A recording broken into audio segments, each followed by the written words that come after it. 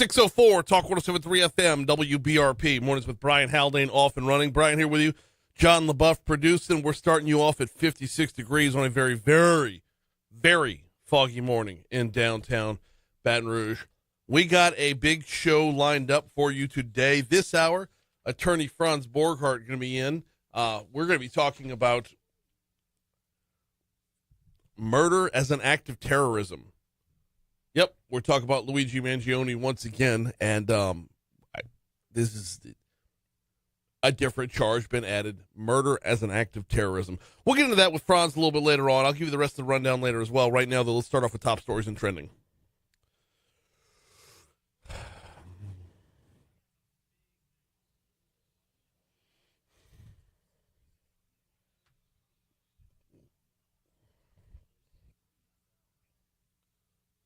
Number 5.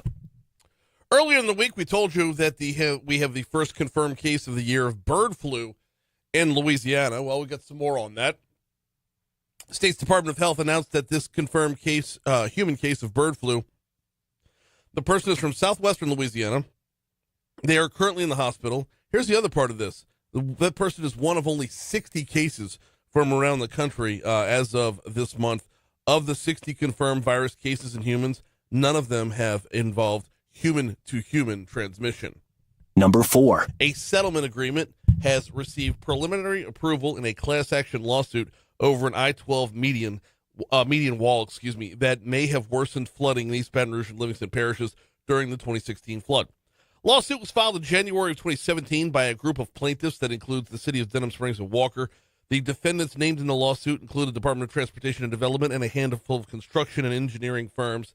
The settlement will see $21,350,000 paid into a fund to be set up and administered by DOTD to be used for revisions to the median wall as well as other flood relief measures. DOTD will report to the court and the parties involved every year for 5 years regarding the results of their work. The settlement does not seek actual damages for individuals. Number 3. Yesterday, the state's electoral college members cast their official votes for U.S. president. The 8 members cast their votes under oath for Donald Trump and J.D. Vance as the next U.S. president and vice president, respectively. The meeting was about as boring as we thought it would be.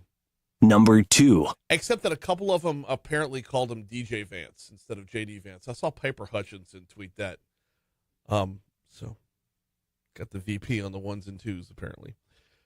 Mayor President-elect Sid Edwards on Tuesday named 26 people to his transition team as he prepared to take office next month. Edwards, the Struma High football coach, defeated two-term incumbent Sharon Weston Broome in the December 7th runoff. Edwards said State Senator Rick Edmonds will be the chairman of the panel. The co-chair is former Metro Council member Darrell Glasper. We're going to run through the full list at the end of the 7 o'clock hour. Number 1. Police are investigating a fatal shooting that happened on Merganser Avenue late Monday night. The shooting happened on Merganser, which comes off of Mills Avenue and is attached to Scenic Highway. This happened around 10 p.m. Victim, 36-year-old Cedric Davis, was found in a grassy area near the area where the Baton Rouge Police Department's shot spotters were activated. He died on the scene. Police did not immediately release any information on the suspect nor motive. Davis's death brings the total number of homicides in Baton Rouge in 2024 to 81, which is the exact same number that we saw in the city last year.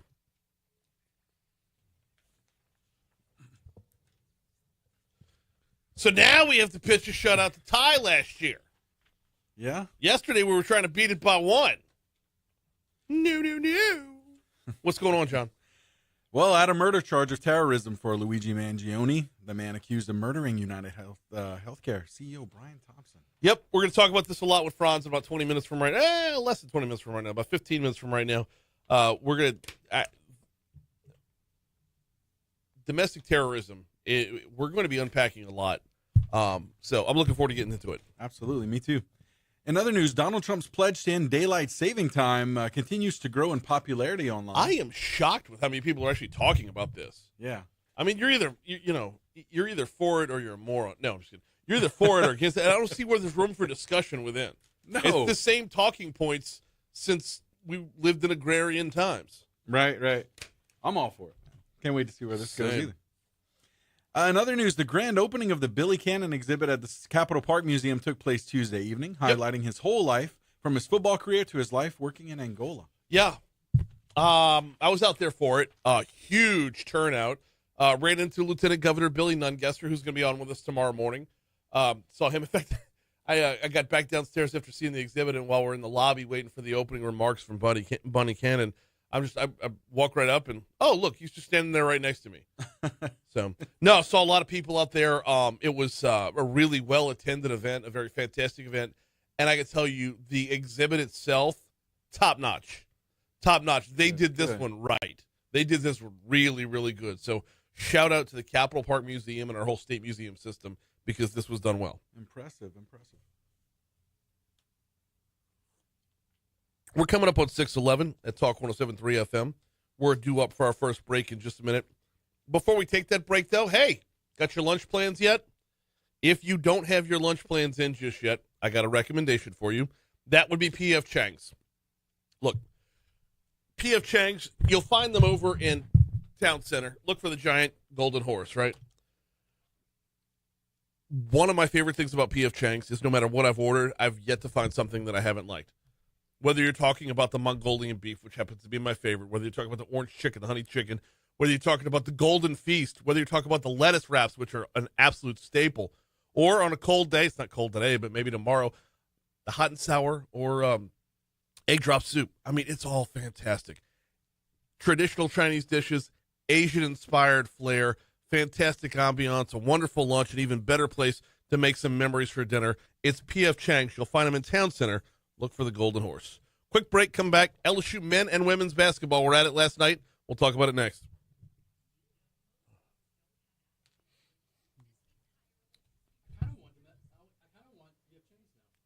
Thank you. I do okay.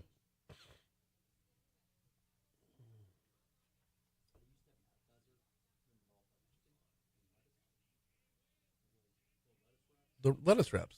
Yes.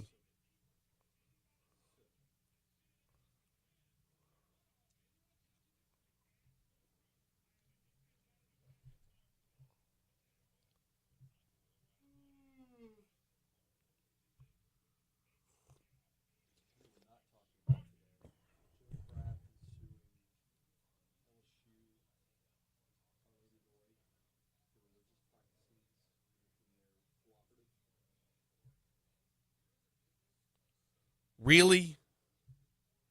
Where was this? Please.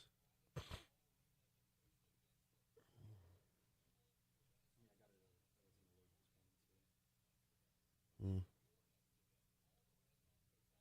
Nakamoto's back. Shout out to Nakamoto. Yeah.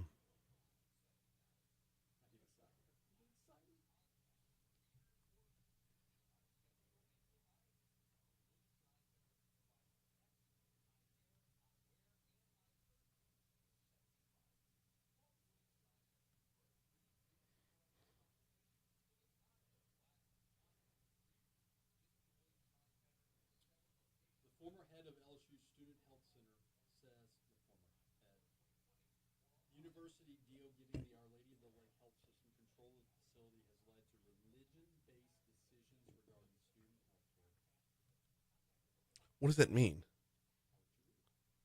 Okay. A little bit. Do you have to be up by 6:50 today? I'm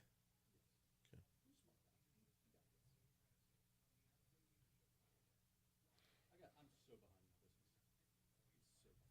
Oh, me too.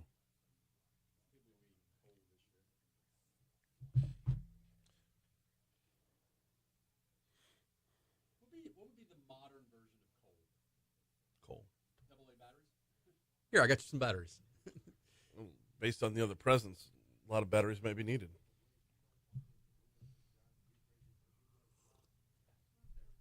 I think the old school toys were like coal not included.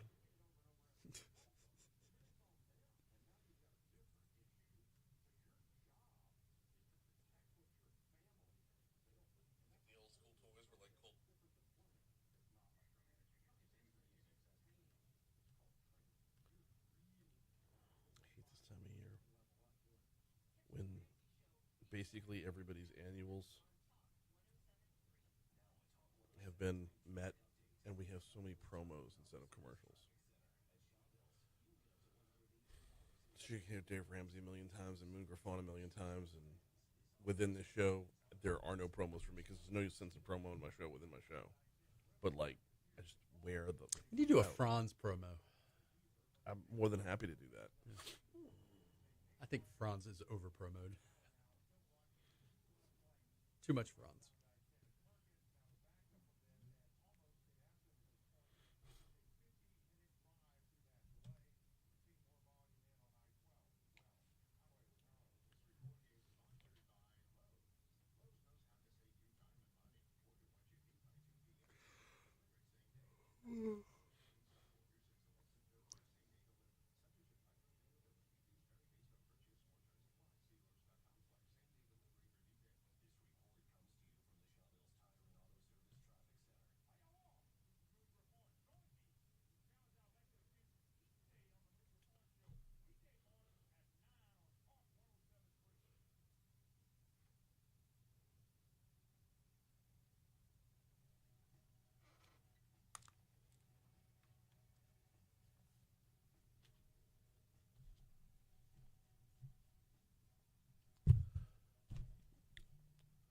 $10. 10 points. That's how much Stetson acquired in the first half of last night's basketball game at the Maravich Assembly Center. 6:16 at Talk 107.3 FM, WBRP, mornings with Brian Haldane, rolling right along. It is sports time. We'll get to LSU women, who you heard right here.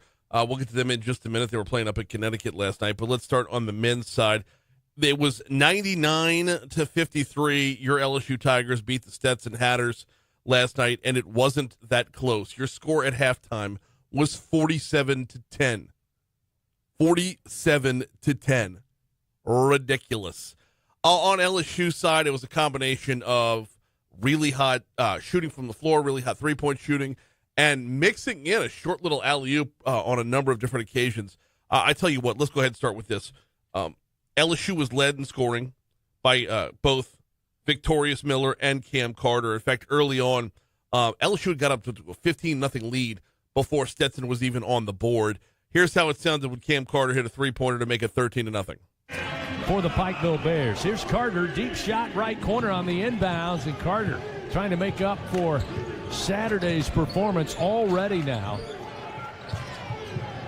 with 8 points, a couple of three-pointers, and a lay-in, and it's 13-0 LSU. I missed the crowd reaction within that. I think I was late on the draw on that one. Anyway, let's move ahead. Let's move to the second half because that's where the second half score was 52-43. So LSU won both halves. Obviously, a 9-point second half win is a lot closer than a 37-point first half win. Let's move you forward to the second half. Remember those alley-oops that I mentioned? One of them, and we saw 3 or 4 of them on the night, but one of them came from, goodness gracious, here we go. From Jordan Sears to Damian Collins. This was early in the second half. Here's a lob, easy play, and Sears tosses it high. Collins brings it down with authority. 50-15 LSU. So on the night, Corey Chest had 13. I told you Cam Carter and Victorious Miller each had 16. Corey Chest had 13. Jai Bailey had 14. And, we had one other Tiger in double figures. That was, Curtis Givens had 12. Let's get back to Victorious Miller. He had 4 three-pointers on the night. And in the second half, just got really, really hot towards the end of the second half, hitting 3 almost seemingly in a row. 2 of them were back-to-back. Here's that second one within those back-to-back. Cam Carter in the front court. High screen set by Miller. Carter on the run. Goes back to his left. Pass to Victorious Miller. Wants another 3, and he gets it again. Back-to-back string music for the freshman V.J. Miller. And it's 86-45. Tigers. Miller now with 13. If you didn't make it out to the Maravich Assembly Center last night and taking a look at the crowd, you did not make it out to the Maravich Assembly Center last night. There was, shall we say, elbow room if you wanted. The Tigers will be back at it on Sunday, taking on UNO. Moving over to the women's side, not quite as easy, but easy nonetheless. LSU picks up a 91-64 victory over Seton Hall. Your Lady Tigers, they won, they won every quarter except the third. And for LSU, it was Anissa Morrow with 24, Michaela Williams with 22, Pelagier Johnson had 17, and Kaylin Gilbert had 14.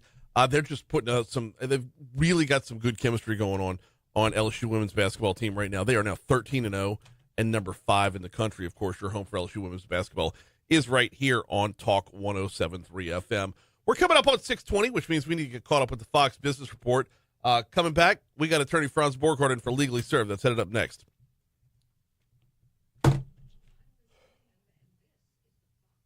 So I have LSU basketball tickets, season tickets. Yeah? Didn't go last night. You did not go last night. I didn't. I got good tickets, too. I didn't go last night.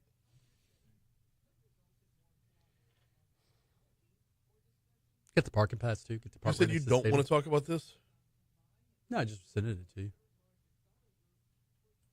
You- I can talk about domestic terrorism for days. Can you?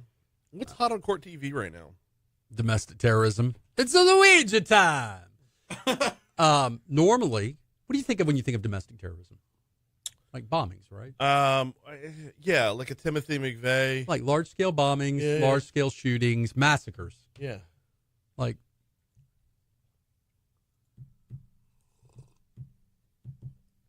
yeah, I'm talking about Luigi.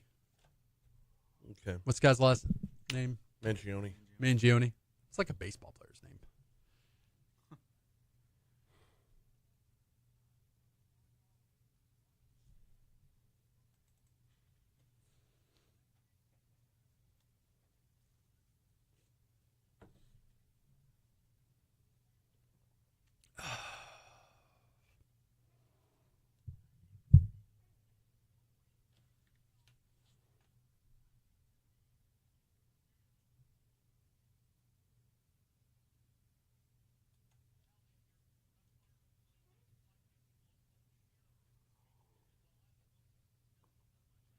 Louisiana Business Week. Weekly. Yes. When does that air? It's a podcast. Weekly. Just click, Pretty much. download, and we haven't put up a new one since the beginning of November. Kind of put it on the shelf for the rest of the year. I understand what it means to put a show on the shelf. I've put a few We'll be shows back on in the shelf. January. I've put shows on the shelf. I like it.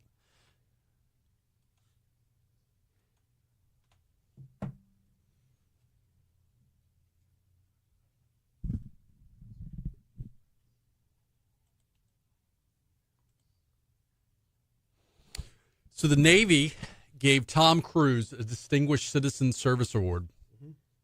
For Top Gun. Few good men. Top Gun's effect Well- on... No, not a few good. They mentioned it in the award. Oh, did they? they did. He's made Born on the 4th of July, Few Good Men. I don't know if Born on the 4th of July celebrates armed services. Neither does A Few Good Men. Few Good Men doesn't necessarily celebrate the Navy. Top Gun. No, celebrate the Marines. Yeah, well, Top Gun does. Top Gun was good for Navy recruiting. Both of them. You saw an uptick in recruiting within the Navy after both Top Gun movies. It revealed in a poignant way the lack of AC on aircraft carriers, specifically in the Indian Ocean. Remember that movie? Everybody on the boat is sweating like Oh, yeah. I mean, like there's no AC on an aircraft You're out carrier. over the water, man. Huh? Catch some breeze. You're out over the water. They were sweating like they had run a marathon. It was gross. Were they sweating on the aircraft carrier or were they sweating when they were back in California? No. Look back at the movie. Now you can't unsee it. Now I've just ruined Top Gun for you. 99% of that movie happens in California and not on the aircraft The carrier. beginning of the movie. Like when they're playing beach volleyball, they're sweating pretty good. Yeah. That's I feel kind of weird watching that scene, but as long as you're not hard.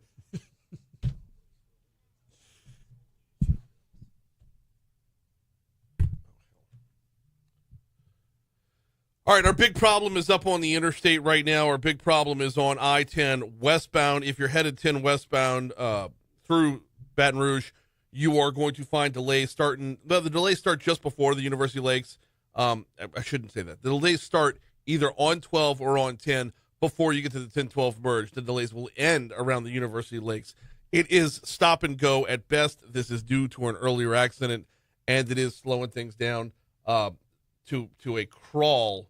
If that, expect at least an hour's worth of a drive just to get through Baton Rouge on the interstate if you're heading westbound this morning. Backing things up to Denham Springs. You've got some congestion on 12 westbound around the Rage Avenue on-ramp. That is the normal congestion for this time of morning. I'm sorry. Getting back to that crash, it's been up there for over an hour. So the crash could very well be in the clearing stages at this point, but it was in between the Perkins Road exit and the Dalrymple exit was where you were going to find that. All right, I-10 eastbound coming in from West Baton Rouge Parish is looking good to start off your morning, and 110 is looking good as well. Surface streets, there is an abandoned vehicle on Starring at Hyacinth, and that's really the only thing they've got reported right now. There was a crash from about 40 minutes ago on Constitution at Bunker Hill, but that could be very well be in the clearing stages at this point, too. That's really good traffic from the Shawbills Tire Traffic Center.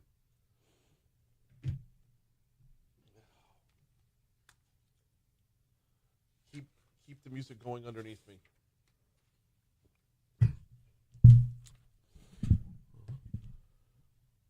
Talk 107.3 is heading back to our nation's capital to celebrate Washington Mardi Gras. Join me and Gordy Rush Thursday, January 23rd and Friday the 24th as we broadcast live from the Washington Hilton for Mornings with Brian Haldane, as well as a special afternoon drive show from 4 to 6 each day. It's handling business the way that only Louisiana can. It's Washington Mardi Gras on Talk 107.3 FM, presented by Presley Wealth Management. It's 6:25 at Talk 107.3, rolling over to 6:26. It is time for Legally Served.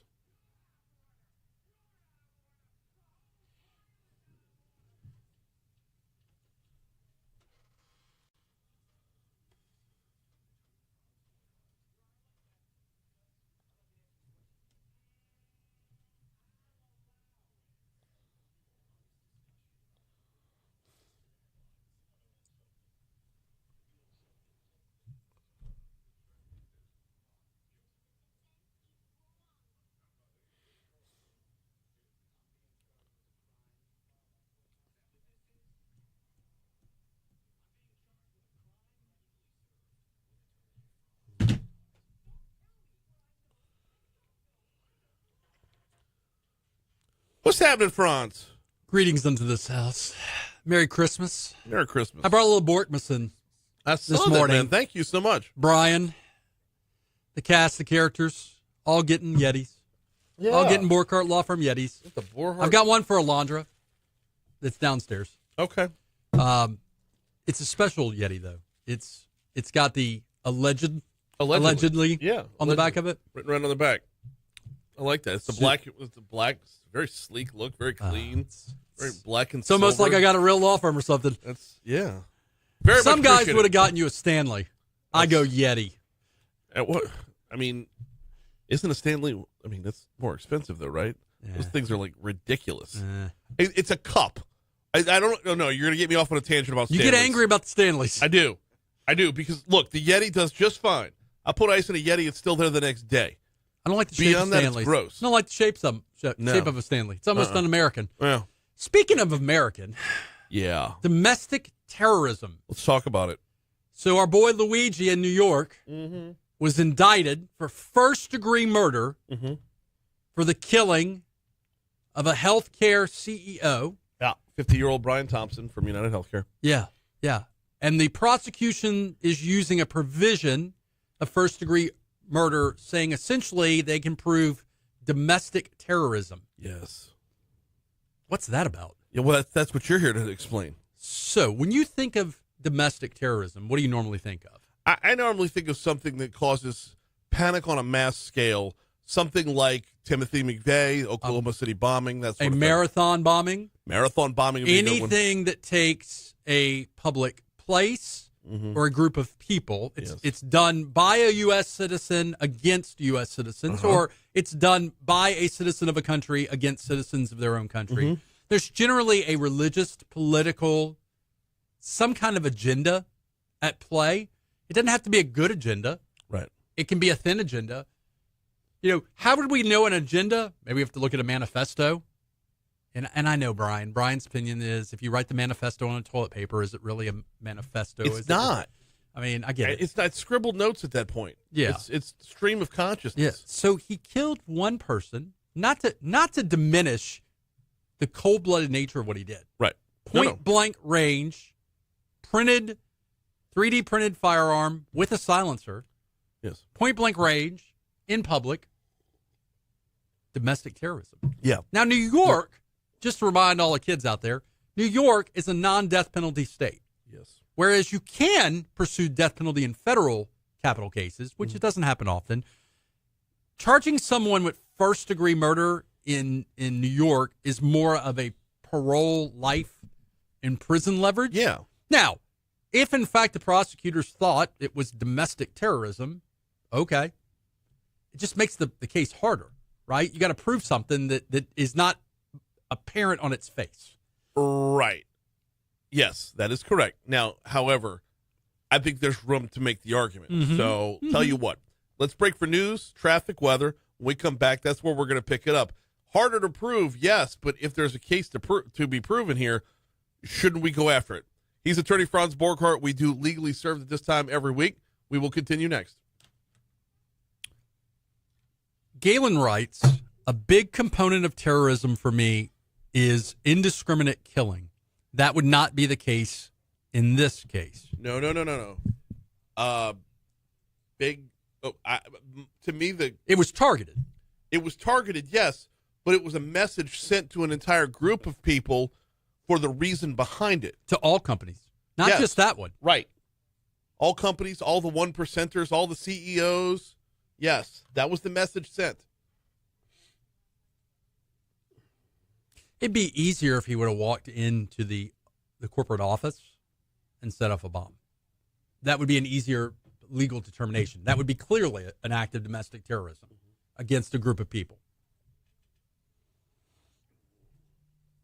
Now, the hard part then becomes proving that he wanted to kill everyone else. Aaron writes, what is a 3D printed firearm? That's a good question. They have these things called 3D printers, and you can now print the components to make your own firearm using said 3D printers. It is untraceable. It doesn't have to be purchased. It can be made at home, and it is lethal. Yes. They also call them ghost guns. Ghost guns.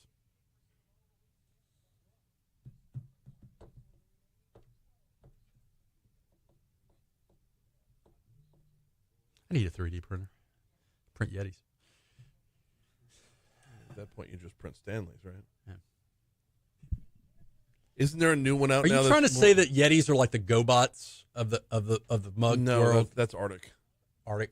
Although I got to tell you, for those who use Arctics, it functions the same way. I'm They just do saying. the exact same damn thing. Yes, Yeah. I actually prefer Arctic.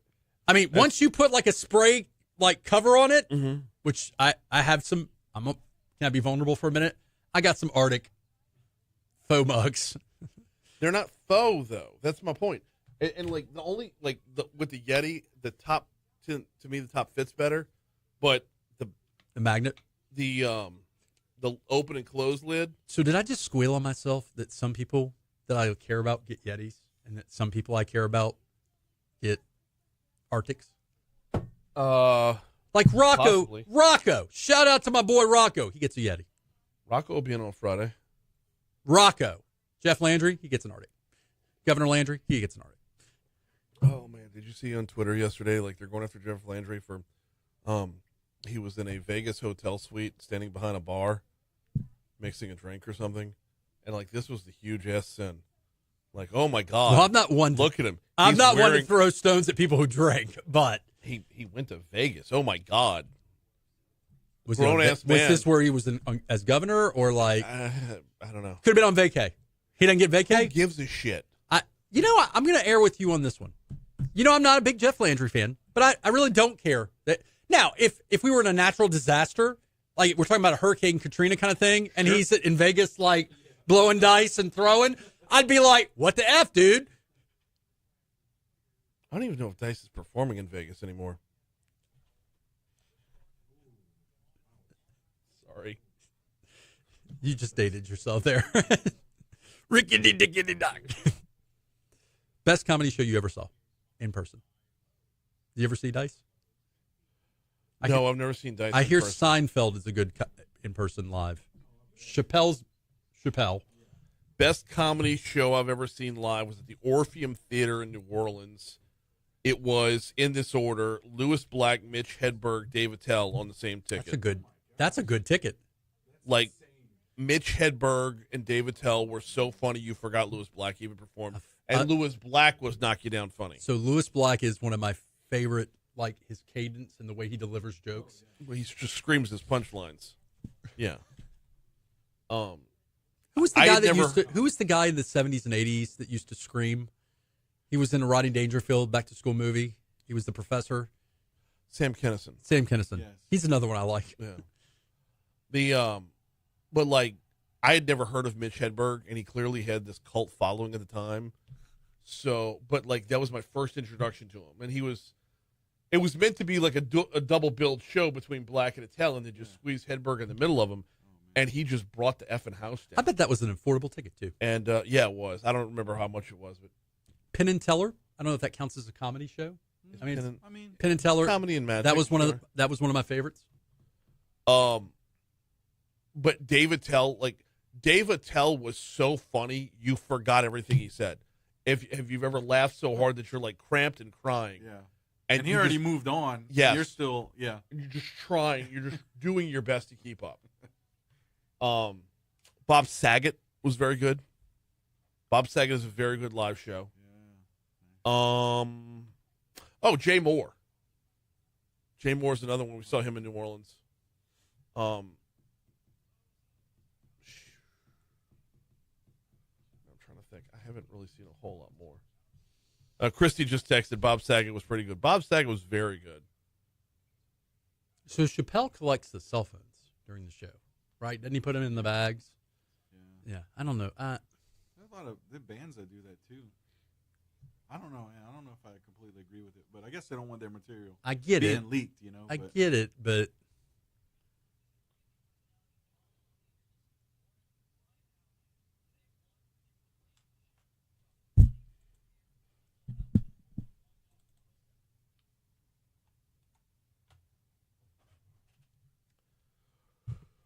Oh, the fog is thick out there. When's it going to burn off, and what's our forecast going to look like? Here is Balin Rogers.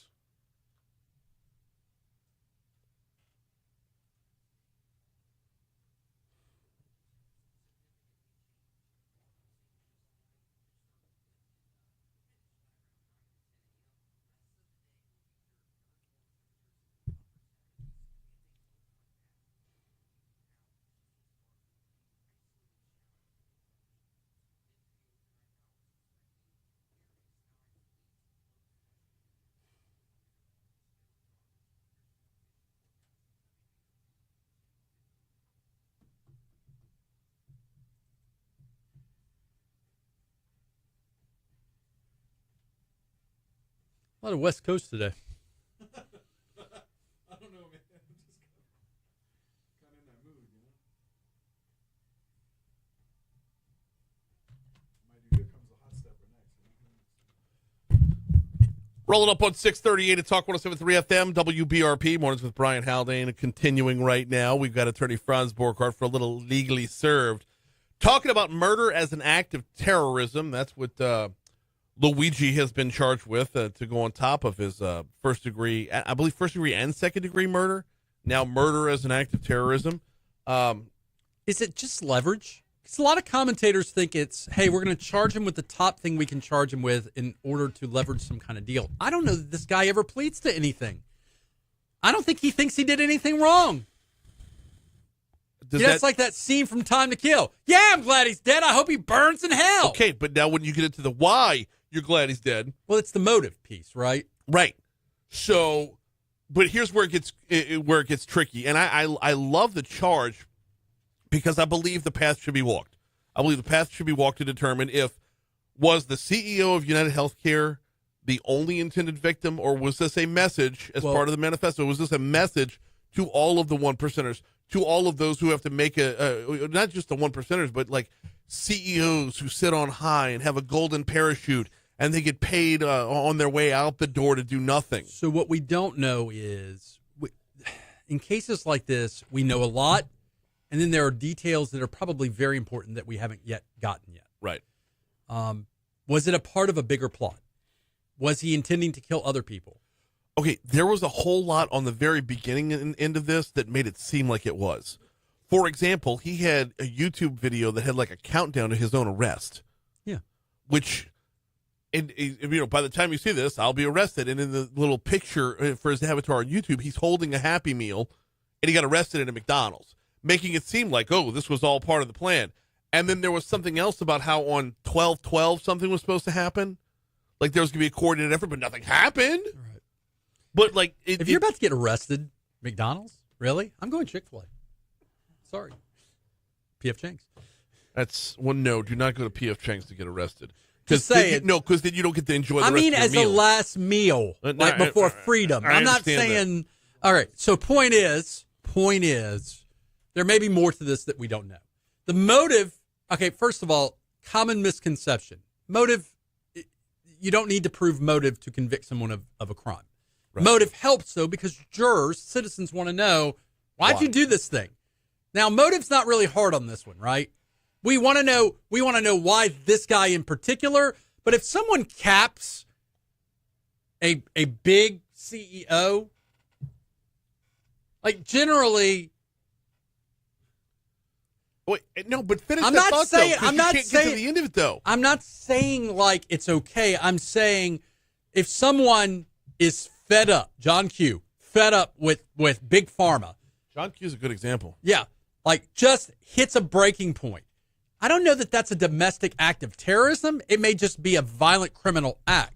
Okay, but if United Healthcare was the healthcare provider that did not provide the healthcare, right. If United Healthcare was the name on the bill that they paid the premium to every month, and United Healthcare is who he felt was responsible for his own, it was his mother, right? His own mother's lack of receiving care. That he only had one target in mind. Didn't these people have a whole bunch of money too? They did. They do. Yeah. I mean, he went to a highly sought after private school. He went to an Ivy League school. He went. Yeah, he's not hurting. But that and oh, by the way, he's got a stack of attorneys already too. Good for him. Yeah, I know. You know who hasn't been? Good for them. You know who hasn't been hired yet to work on this case? That would roughly be you. Yeah. I don't think you're going to do a whole lot from here in Louisiana. I did get asked the question. I'll throw this in there since we got a little bit of time. Would you represent Luigi? And I'm like, hell yes, you would. I'm like, is he paying me in cash or check or credit card? Yes, I would represent him. Obviously, he's paying you in gold coins. I don't take French fries. I don't take Happy Meals. Although the double cheeseburger is delicious. Just completely missed the Mario Brothers reference right there. He's paying you in little gold coins. I got you. I got it. I just lost it. All right. So this makes the prosecution more difficult. Can they hear that in social media world? Yeah. All right, so here's the thing. This ain't a whodunit. Right. Like, we're splitting hairs about, are they going to be able to prove the top count, or is he just going to get murder and a long period of time, you know? And by the way, he might legitimately be bat poop crazy. We need to walk down that path, too. Right. Because can you be bat poop crazy when you are this meticulous about your plan? The Joker is bat poop crazy. It may not be a legal defense, and I'm using that as an extreme absurd example. A criminal that has this level of intellect, because he is smart. There hasn't been, other than the wanting to get caught part. That seems a little, Why put it off? It's going to happen. The Joker wanted to be caught. I'm just saying there may be a sanity issue here. There may be, and that's to rise to the level for the viewers and listeners, to rise to the level of a defense, it has to be the inability to distinguish between right and wrong. He doesn't have that. I have not seen anything that leads me to believe he doesn't have the ability to distinguish between right and wrong. But he believes he was right. Correct. Then he obviously can't distinguish some people, what is what. Well, the defense of some people need a good killing. Right. Okay, we agree this dude ain't Gary Flochet. No. Yes, we're all on that page. Yes, yeah. We're all on that page. But at the same time, though, he's convinced in his mind that Brian Thompson, 50-year-old Brian Thompson, was solely responsible for all of his woes. What was it? Chris Rock recently made a joke about the fact that Brian Thompson did hang out with a whole bunch of drug dealers. On Saturday Night Live. I didn't see Saturday Night Live this week. Yeah. But my point is, though, if he's convinced, and the number of people in this nation who are convinced as well that violence was the right answer here. The number of people who have contributed to GoFundMe's, or I say GoFundMe's, but multiple online fundraisers for this guy's defense. I mean, he's got six figures in publicly raised dollars. What were on the bullets? The deny, defend, depose. Is the act not just against this victim, but going back to something you suggested earlier, every CEO, every insurance CEO. Right, that's the path we need to walk down. It is open freaking season. That's the path we need to walk down. How hard is it to prove that with no other acts transpiring since Well, and I want to watch his YouTube. I want to know if it's like, and again, I hate to keep making Batman references, but it's like the Riddler from the hey guys, mount up. This is the newest Batman with Twilight Batman, Edward the vampire. You like your sparkly vampires? For those who watch Twilight. Nope. You watch Twilight? No. You're a Harry Potter guy. I'm neither. So point is, is this a situation where he's calling to action a bunch of people to storm the CEO, so to speak? No. Wait, you said the CEO instead of all CEOs. The CEOs. Right. Yeah. So would we argue that storming the Capitol was an act of domestic terrorism? Yes. It is an act of domestic terrorism. Yeah. You get, targeting for political get to a very purpose. fine line there because of the number of overall people who could be charged with that versus the number of people who had terror in their mind. But if it's a very much smaller number. So, yes, it was an act of terrorism for a very select few. If you were wearing an animal pelt and propping your feet up on Nancy Pelosi's desk, you were probably a lot further down that path than the person who said, "Where's this crowd going? I'm going to follow." Just asking questions. I understand. Let's stay on task, though. By the way, he could be federally prosecuted. It's a difficult federal prosecution. Yeah. You'd have to prove that the crime crossed some interstate lines, which there's some arguments there. The escape from the crime crossed interstate lines. Yeah. The crime, can you prove that it? Eating a Happy Meal as an adult, that's not a crime. No, but he left New York and went to Pennsylvania afterwards. But there's also, he brought his ghost gun on a bus. That's from where he came from. Firearm. It's the production of the firearm, the bringing the firearm across interstate lines, right, or interstate commerce lines. Those are going to be issues. Now, I don't know if the feds get involved in this. I don't know. I don't know. I just don't know. This guy gets convicted. This is not. I mean, I'm sorry. He's presumed innocent. Sure. Gets a fair try. He's probably going to get convicted. He's probably going to go to jail for a long time. Now, the question is, will he be parole eligible? Because he's young. No, I've got other questions, though. Okay. If this moves to a federal crime, is the death penalty back on the table? Sure.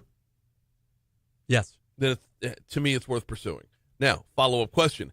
If this moves over to a federal crime and they fall short on that front, does it fall back to first-degree murder in New York? No. Dual sovereignties. He can be prosecuted in both courts. Have two penalties. Okay. It's not double jeopardy. Mm-hmm. 2 bites at that Big Apple.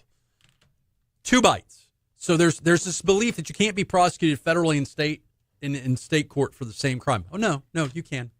You absolutely can, and often are. Most of my federal clients for felon in possession of a firearm, they're being prosecuted in state court too. Okay. Now, generally, there's conversations between the two agencies, the two sovereignties talking. That's just for expedience. Well, yeah, hey, my guy's taking a 10-year deal in the federal system. But generally, your clients haven't murdered the CEO of a major healthcare corporation. To date, none of my clients have been alleged to have murdered the CEO. That's what I'm saying. Like the Yeti Cup says, this is, allegedly. But that's why this is different. Right. That's why this is going to play different. Right. So, all right, walk me down the path of, and we've got about a minute left. Walk me down the path of what this looks like moving forward. Let's say, first of all, they choose to pursue murder as an act of terrorism in a federal court. Does it lengthen things, delay things? Yes, there'll be more legal arguments on how it's not. Mm-hmm. It gives his team of lawyers, the true heroes of the story, his team of lawyers will have issues to fight with regard to the definition of domestic terrorism and challenge that, and that may be something that gets litigated. It will stay murder, though. It's just how enhanced of a murder is it? Is it a second-degree murder? Is it a first-degree murder? Is it a first-degree murder with a act of terrorism? Look, there could be an argument that he put other lives in danger by doing this, by shooting someone in broad daylight. Before the sun even came up, though, you had an eyeball witness right there who got ignored. Like, I don't think that argument flies. Depends on how you feel about guns. Depends on how you feel about ghost guns. Well, that's a whole other part of it, too. I know. Oh, there'll be other parts of this that have nothing to do with the murder that get brought in. He's attorney Franz Borghardt. We got to get out of here. Next Wednesday's Christmas, and the Wednesday after We're not doing a Christmas episode? No. We will see you in 2025, brother. All right, guys. Thank you. Here's news. Hey, thanks for the cup. Yep. Oh, shit. Now I got to figure out what to do in this segment.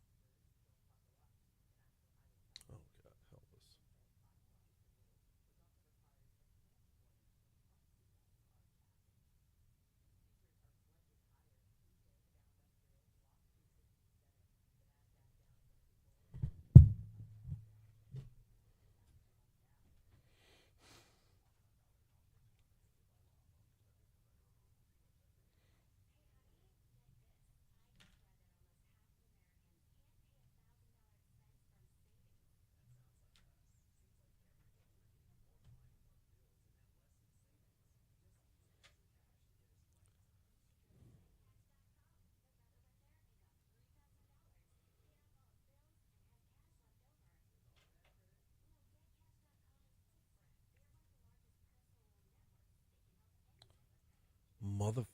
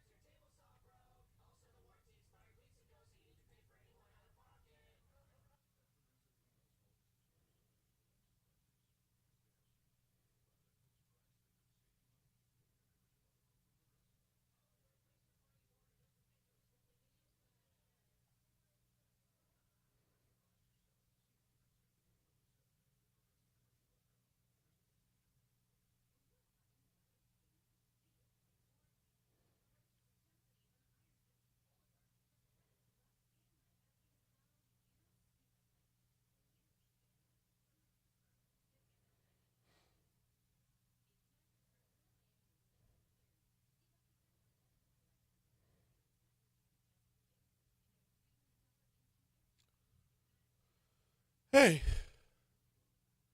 Are you flying solo? Oh, shit. Okay. Yeah. I mean, are you shouting and blaming others for your problems?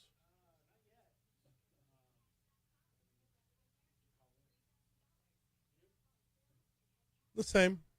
Yeah. Yes, and to you.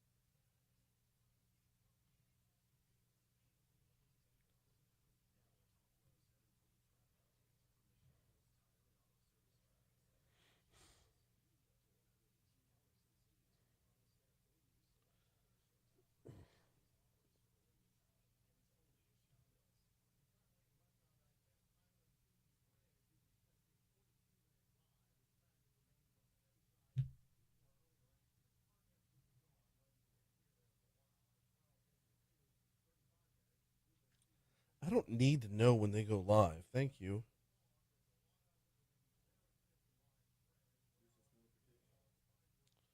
Yeah, it's just every time there's an update, I have to reset all this bullshit.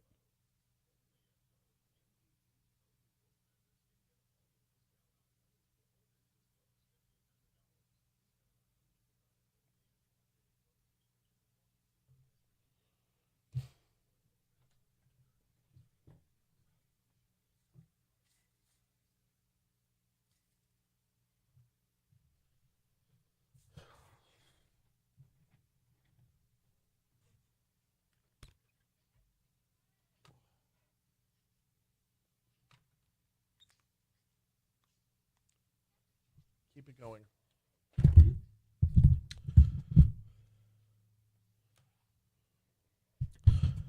Coming up tomorrow night, Coach Kim Mulkey and the LSU Tigers will take on Illinois Chicago, 7 p.m., part of the Basketball Hall of Fame's Women's Showcase.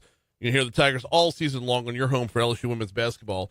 That is right here on Talk 107.3 FM. It's 6:56 at Talk 107.3. Man, if you're in your morning commute right now, please, please, please be careful. Looking outside the window during the last break, it is a setting for an Edgar Allan Poe short story out there. I mean, that fog is thick, super thick. And it has gotten thicker as the morning's worn on. It was not this bad when I drove into work this morning. I got a little bit late start this morning.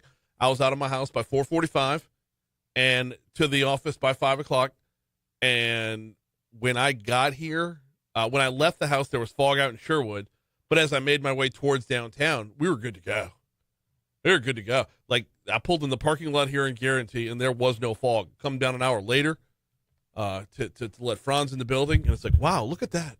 That happened in the last hour. And now it's just, it's super thick out there and going to be a while before it burns off. As far as once it burns off, what's going to happen next, we've got a cold front on the way. For more on that, Balin Rogers is going to have your forecast after we check news coming up here at the top of the hour. Before we dive into anything else, got to remind you about the folks over at Mathern's.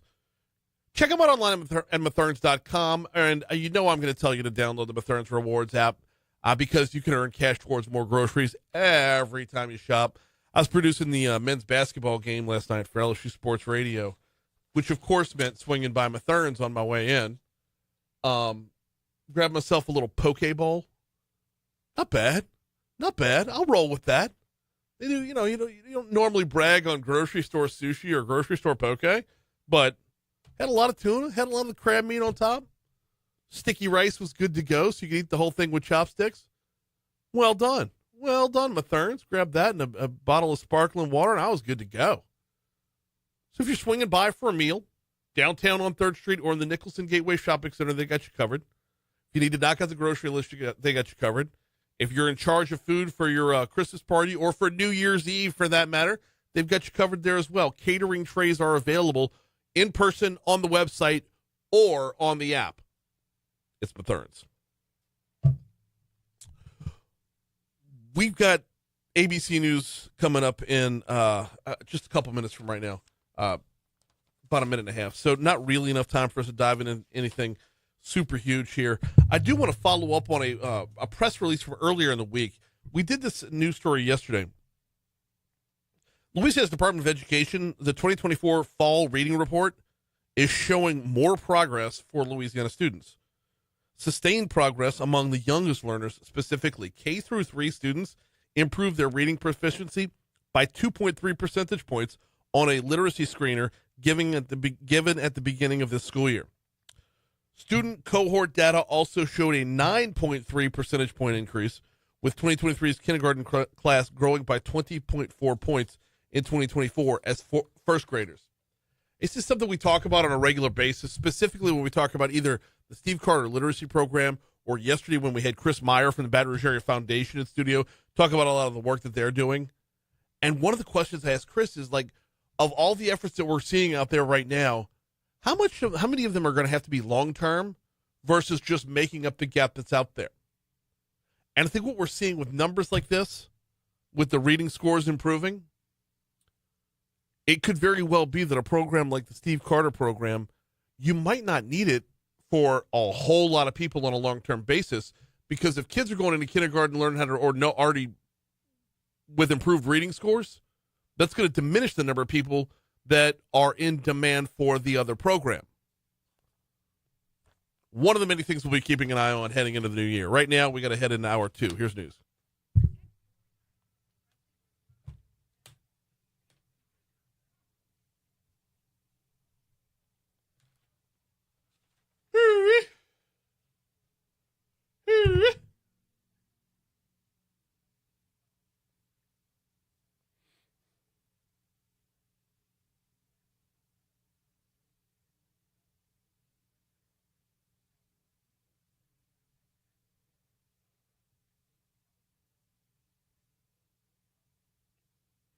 Okay, the sound that you have for Mario dying is not just Mario dying. I'd ask if you had edited it. It's got the other part of it as well. It's two different. That's the opening of the thing and Mario dying. It's two different sound bites in one.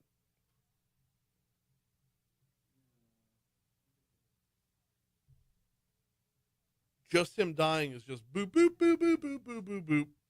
Not the boop, boop, boop, boop, boop, boop, boop. Yeah. Yeah.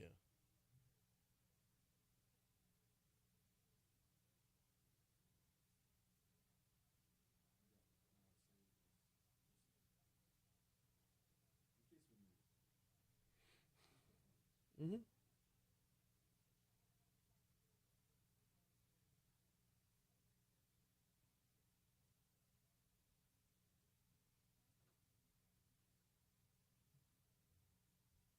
I was just grabbing my phone to see if you were stuck outside. Awesome. I'm good. How are you?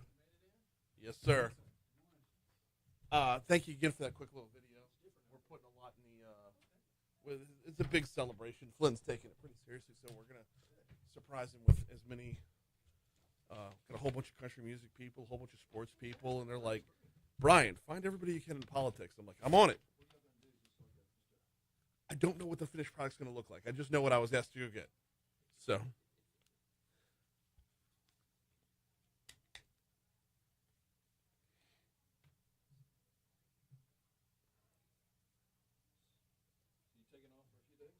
I am. I'll be done Friday until January 2nd. So, which sounds like a lot, but Christmas Eve, Christmas Day are a Tuesday and Wednesday. New Year's Eve, New Year's Day are a Tuesday and Wednesday. And then you get 2 Saturdays and Sundays in there as well. So that's of the days that I'm taking off, I would have been off on 8 of them anyway. So, no. I plan on being in pajama pants, hammering out the honeydew list. Yep.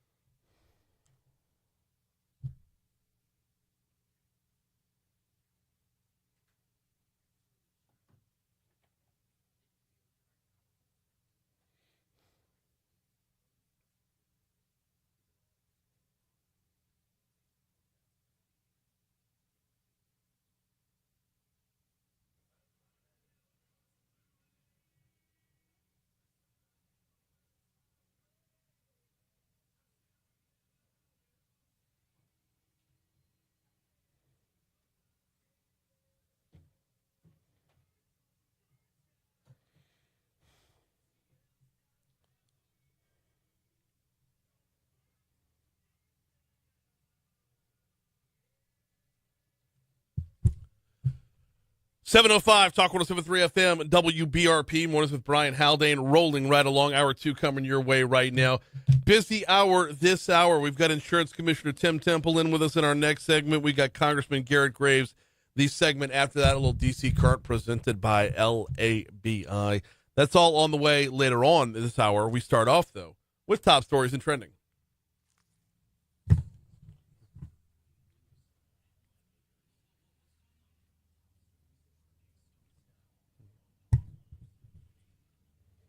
Number 5.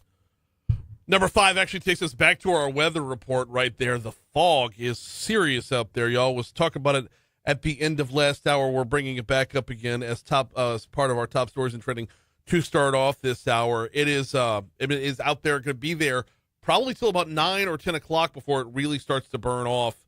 We are under a dense fog advisory from the National Weather Service. Visibility is 1/4 of a mile or less.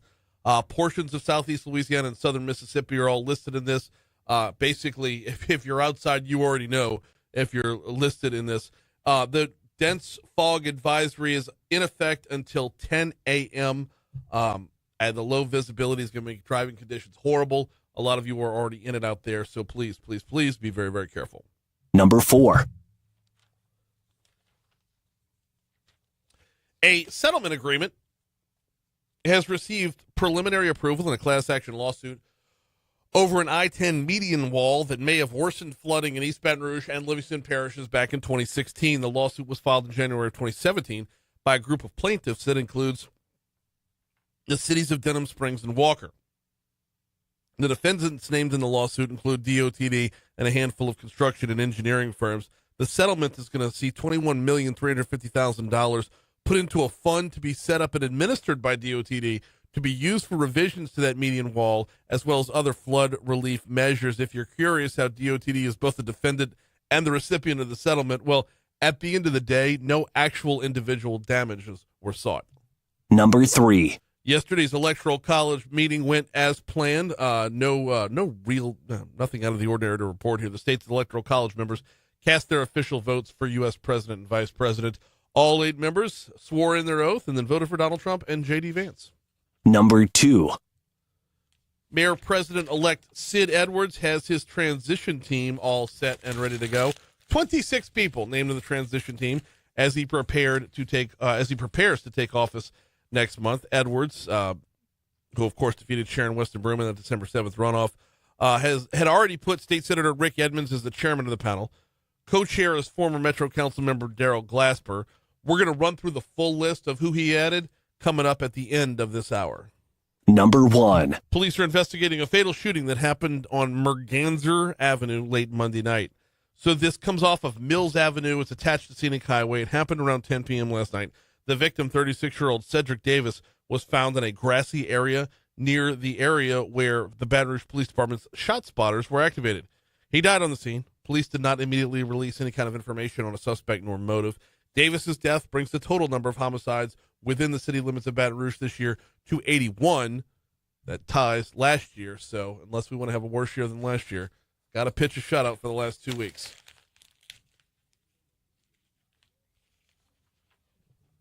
What's trending there, John? Well, add a charge of terrorism to Luigi Mangione, the man accused of murdering United Healthcare CEO Brian Thompson. Murder as an act of terrorism. We broke it down last hour with Franz Borghardt, and man, a lot of good conversation over on the Facebook Live chat as well in regards to this topic. So if you missed out on that conversation while it was happening but wanted to sound off, we are available on Facebook Live or on the Talk 107.3 mobile app. If you want to hit the little microphone icon, we'll play back your comments. Provided they're clean, we'll play back your comments on the air. In other news, Donald Trump's pledge to end daylight savings time continues to grow in popularity online. I have yet to meet the person who's not on board with this. Right. You can find the most anti-Donald Trump person on the planet, and they'll be like, yeah, he's got a good one there. This will be one thing they agree with. He's got a point on this one. That's and, I'm even willing to trade the hour. I'm willing to forego the hour for the rest of my life. Oh, yeah. We spring forward. We roll back. When we spring forward, if you want to call it there, I'll call it there. If you want to wait till we roll back and we, quote-unquote, get the hour back, we can call it there as well. But I'm willing to hand off an hour of my life Yeah. I will give 1 hour of my life to never, ever have to do this again. So come the springtime, you're ready for it. You're longer days, give them to me. I'm here for it. Absolutely. The grand opening of the Billy Cannon exhibit at the Capitol Park Museum took place Tuesday evening, highlighting his whole life from his football career to his life working in Angola. Huge turnout last night. And we had Bunny Cannon on the show last Friday talking about what was to come. And when I got to put eyes on this thing last night, it lives up to the billing. Fantastic exhibit. Capitol Park Museum knocked it out. Lieutenant Governor Billy Nungesser was on hand last night. Patrick Mulhern from Celtic Media was there last night. There's going to be a Billy Cannon movie. Oh, really? Yeah. I don't know a lot of the details yet, but it's a possibility. It's a little more than a a possibility. More than a possibility. Yeah. Okay, you've heard it here first. But it's as far as what the movie's about specifically, because when you think about it, his life spans different eras of his so many arcs. Yep. So many arcs. So we'll leave the rest of that for a later date to not speculate here. Good. But the exhibit's great. Go to the Capitol Park Museum and check it out. It was fantastic. 7-Eleven at Talk 107.3 FM, WBRP. We are due up for a quick break. Before we take that break, though, got to remind you about the folks over at Vex European, VEX, as in Vinny's Exotics. VexEuropean.com is the website. If you drive a European vehicle, Vex European is your answer right here. Mercedes, BMW, Land Rover. If you drive a Porsche, if you drive an Audi, they've got you covered. In fact, if you go to VexEuropean.com, click on that little vehicles tab, you'll hit the drop-down menu. It will tell you, alphabetically, will tell you what makes of cars they service. And they'll pair you with a master technician for that make of vehicle. If you drive a European vehicle, you made an investment into that vehicle for the performance and for the longevity, and you didn't make sure you get the most out of that longevity. Give them a call at 225-800-4706, 225-800-4706, or do like I did and just start online at VexEuropean.com. I didn't know it was VEX. I always thought it was Bex. You're the second person to tell me that. I've never. That's why I've been spelling it lately. VEX. That's why I've been spelling it lately. But yeah, you're the second person to tell me that. I'm glad you said that. I'm going to the website looking them up.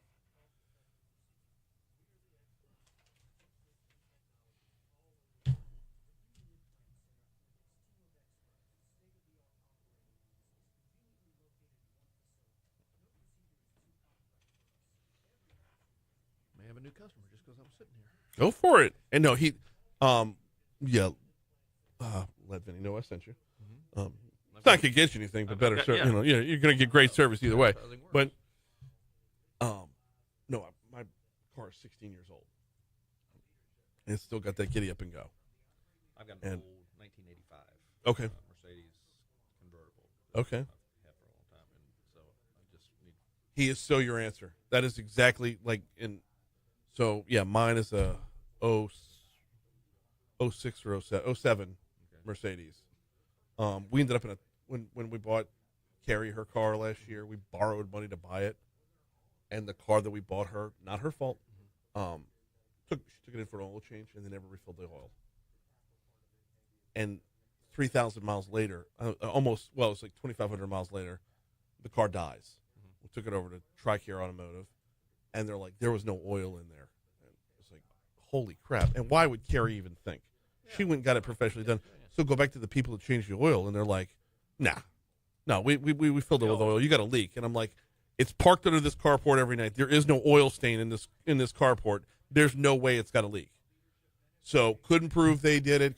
So we sold it off for scrap. And it's like, we're not borrowing more money. And at the same time, a friend of mine's mom passed. So I was able to buy that one for cash. Gotcha. So, yeah. But Vinny takes wonderful care of it. So you got the dynamic duo running your program next week? Yes. Good. Monday. Yeah. And then again on the 27th. Okay. I don't know if he's bringing her back again on the 27th. I think I was talking to him the other day, and I thought that's what they said. I told him what days I had off. He says, I want all of them. I was like, no, I got to spread it around a little bit, man. There is such a thing as too much Dixon.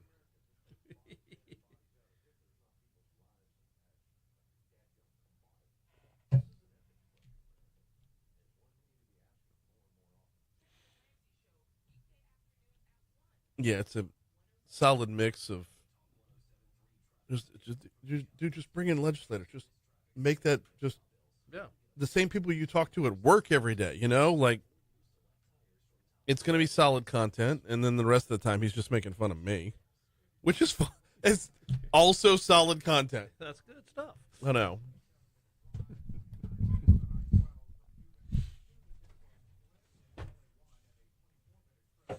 Where you want to start? Wherever you want. I mean, I just thought you might want to talk about maybe a quick recap of the year and then what we're looking for next year. Okay. We can go.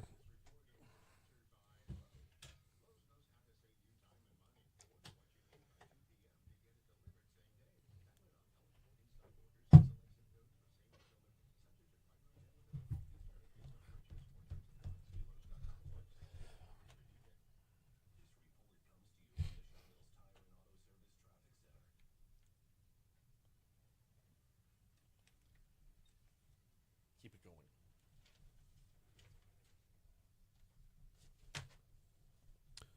Talk 107.3 FM presents a weekly conversation with St. George Mayor Dustin Yates. Monday afternoons at 5 p.m. It's called Mondays with the Mayor. You can watch the show each week on the City of St. George's Facebook page. Mondays with the Mayor with St. George Mayor Dustin Yates. Monday afternoons, 5 p.m. on Talk 107.3 FM. Now, I'm telling you about that. However, not going to be on for the next 2 Mondays. So Mondays with the Mayor will reconvene in 2025. Coming up on 717 at Talk 107.3 FM. Time for us to pivot our conversation over to the world of insurance. We welcome back our insurance commissioner, Tim Temple. How are you, sir? Good morning, Brian, on this foggy morning. Bro, it is so bad out there. It's like I'm looking at Facebook, and the number of people posting about it tells me, like, I can look out the window and see how bad it is.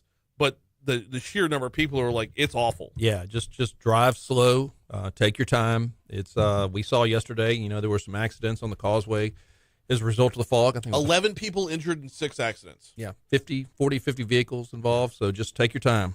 It was reminiscent of last year's super fog. Super fog. That's, you don't create a term like super fog and then just let it go. So, but yeah, that was not just the causeway. Bonnet-Carré Spillway was shut down too for a while. Basically like entrance to New Orleans was closed off. I mean, other than the GNO or the Crescent City Connection, whatever.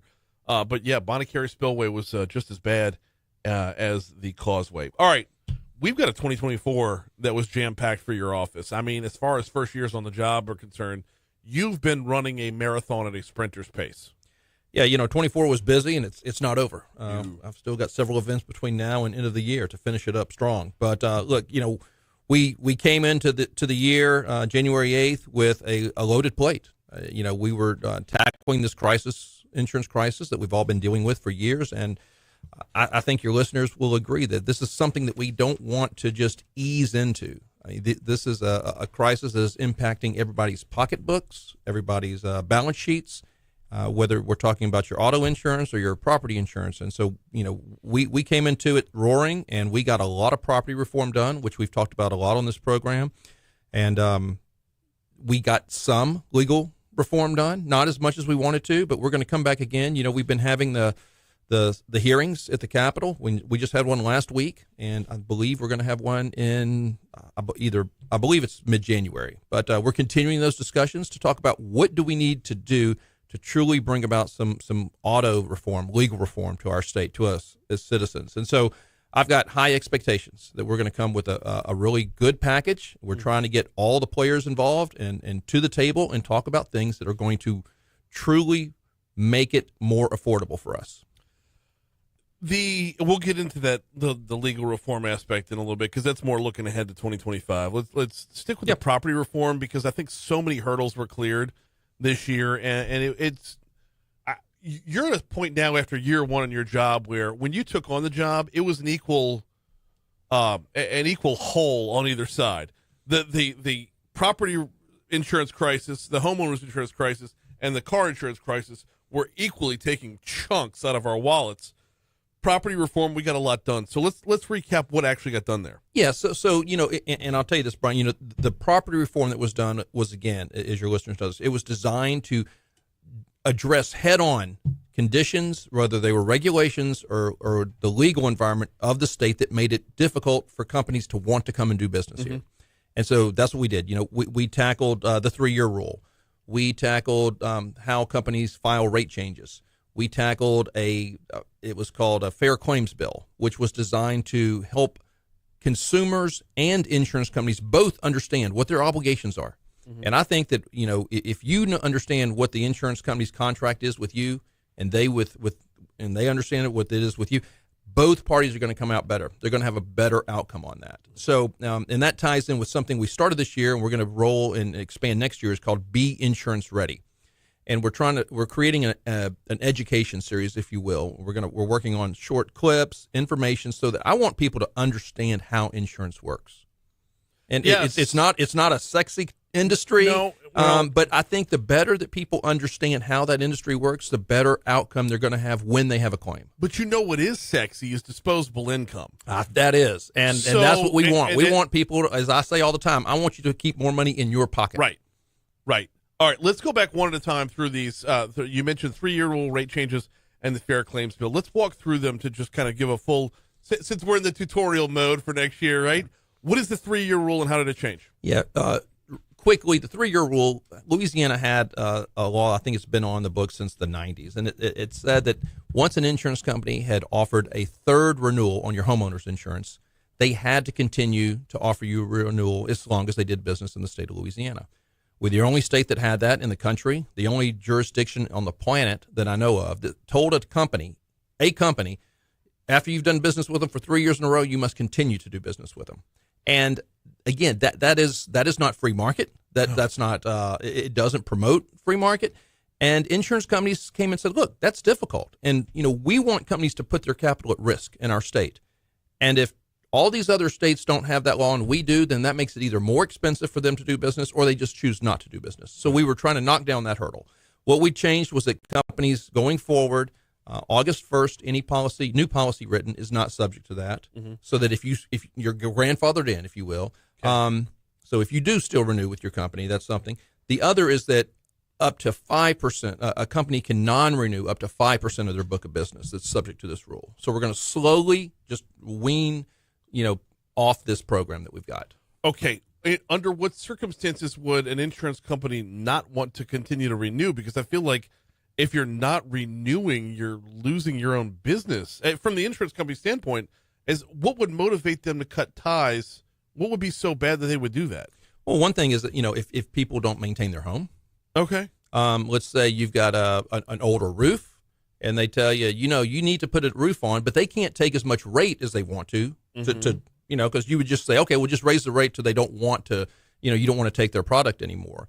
But they were capped at, there was hurdles associated with that. And so, again, this is creating a fair and free open marketplace. So that's been one. The other was, again, allowing companies to change rates as they see it, respond to market conditions. Yes. It's called, we went from a prior approval to a file and use. I think 28 other states have file and use, and so we wanted to make Louisiana bring more toward the mainstream on that. What does file and use mean? File means they filed their change, whether it's a rate change or a policy change, and then the department has 45 days to check and make sure that it's accurate, that it meets all the regulatory requirements. Okay. It's actuarially justified, it's not unduly discriminatory, but it's also rate adequate. Gotcha. So we have to meet those obligations to make sure that it meets that. And just to make sure everyone's on the same page here, if it sounds like, they get to go up on their rates whenever they want, as a customer, you get to shop around. This isn't like when your electric bill goes up and you have no choice. Well, and look, and they don't go up, just like, anybody that changes the price of their product, they understand that when you do, you have the potential to run customers off. Right. If it gets too high. And the other is there's a cost associated with that. And there's a lot of cost associated with it when a company does that. There's programming and, computer programming and issues like that. So they take that very seriously. They don't switch. It's not like the price of gas, right, where you see it one day it's, $320, and the next day it's $319, and the day after that's $315, and the 2 weeks after that's $335. They don't do it like that. No, you'll only get an increase when it's time for a new policy. When it's time for your new policy, right. Correct. Fair Claims Bill, what was that? And then the Fair Claims Bill again was one where it was Louisiana had two statutes that created a conflict.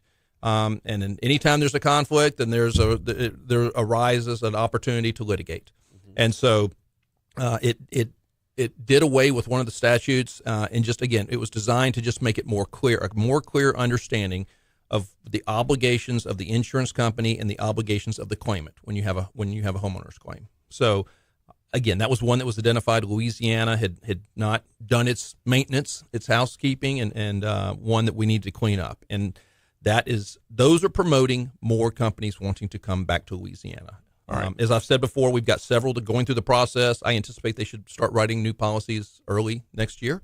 And we've got other companies actively looking at Louisiana right now. So, and let me add this. I know everybody says, well, when are those rates going to come down? Right. Right. And I'll tell you this, I'm doing a town hall tonight. I'm doing another one tomorrow night.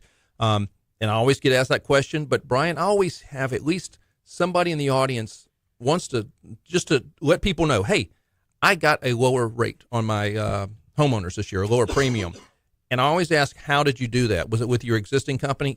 They shopped. They moved carriers. Yes. And so I encourage people all the time, if you don't like the company you're with, that one that right now still has to offer you a renewal because of the laws. Right. If it's too expensive, then that's not really giving you any consumer protection if it's already unaffordable. So let's make sure that people are shopping their insurance. And I want to tell people all the time, call your agent, tell them, shop other carriers. If they don't have access to some of the markets, then sometimes you got to go beyond that. Now, I just for an informational piece, when you shop around, you no longer have that grandfather protection of the 3-year rule. That's correct.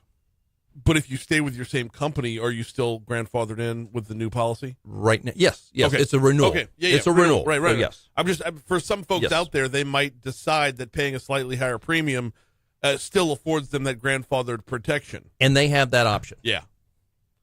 On the car insurance front, what got done in 2024? Yeah, we were able to pass legislation that dealt with direct action. Louisiana was one of, I believe, we were one of 4 states that had a direct action bill, which simplified. And this is where you need your previous guest get Franz back in here. But simply that if you and I got in an accident and I decide to sue you, my attorney sues your insurance company, right? Not Brian Haldane, right? The way it will go going forward, I will sue you, Brian Haldane. But if you're found guilty, or if the jury or judge decides that I'm entitled to something, your insurance company still pays. Absolutely. But it was designed. The reason it was brought up is that judges and juries, and I was reading something last night about this. Judges and juries more than judges, tend to, if the bad actor is painted as a big, company with a lot of assets, no matter what it is, whether it's insurance or attorneys or engineering firms, or what we were talking about, the settlement you talked about a minute ago there with the flood. Yeah. They tend to think, okay, deep pockets. Right. I'm not going to hurt that company. Right. And if it's an individual, that's a legit thing. That's a real thing. It is. And so we were one of, I think, 4 states that had this. So bringing us back into the mainstream on that. Trying to think now on the auto. Like I said, one of the things that 2-year prescription was one. We were an outlier with, and you have, from the date of an accident, you have 1 year to file litigation on your auto in Louisiana. With the passage of 2 year, you now have 2 years, and that was designed. What we were told is that is going to allow both parties additional time to come to a settlement. Yeah, we'll see. Yeah, I know. That's one where I still have questions as to whether or not. Like, does it really take 2 years to get that done? Well, and I think, but the argument was that's why it's always filed on the 11th month and the 30th day. So they're just going to wait until the 23rd month, which is why we needed some additional legislation, some transparency, right, and medical billing, some transparency, quite frankly. And if you've hired an attorney, there's the argument is you need to let the company you're suing, or the individual now in this case that you're going to sue, let them know that you've hired an attorney, that you're incurring medical expenses, you're incurring lost wages, you're incurring additional expense, so that it's going to come and allows you time to prepare. So anyway, that was the 2 years. So those were the two really on the auto side. So we are not even going to get to the 2025 preview. We got 30 seconds left in the segment. So. Let me go with fortified real quick. So on the fortified roof, we had success there. That program is now in law. It's going to be there year after year. We're going to continue to work on additional funding for that. We're going to work with the Building Code Council to try and improve our codes, because we need to mitigate damage against future storms. And then the last thing I'm going to leave you is this. Started working with a federal delegation, because right now the feds are going to spend $1.3 billion elevating 3,500 homes in Southwest Louisiana. So they're going to raise them up out of the flood plain. But so you don't have fear of them flooding from the bottom. Yeah. But we aren't spending money to fortify the roofs. So you still have that exposure of the flooding from above. So I'm working with them to say, if we're going to spend $1 billion to elevate homes, let's spend a little bit more and fortify those roofs. Now, it's not going to happen for these, but going forward, we just need to spend money smarter, and that's one way to do it. And you leave the segment with a conversation starter. He's Tim Temple, our insurance commissioner. I always appreciate the time. I know where we're picking up next time. Always appreciate the time and the information, sir. Thank you so much. Merry Christmas, and we'll see you next year. Merry Christmas. We will see you in 2025. Here's news. Oh, man. Yes, that makes so much friggin' sense. Like, yeah.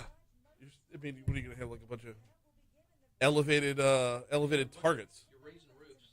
Right. You're pushing the roof line higher in the air, which does expose it to slightly higher winds, but higher winds. Right. And you don't fortify the roof. So anyway, I'm working with them. Be great if Garret was in a position to help us. We'll see. Maybe you'll find out more on that. That's, he'll be up next. Yeah. He should be up next. God, I hope he's up next. I don't have a backup today.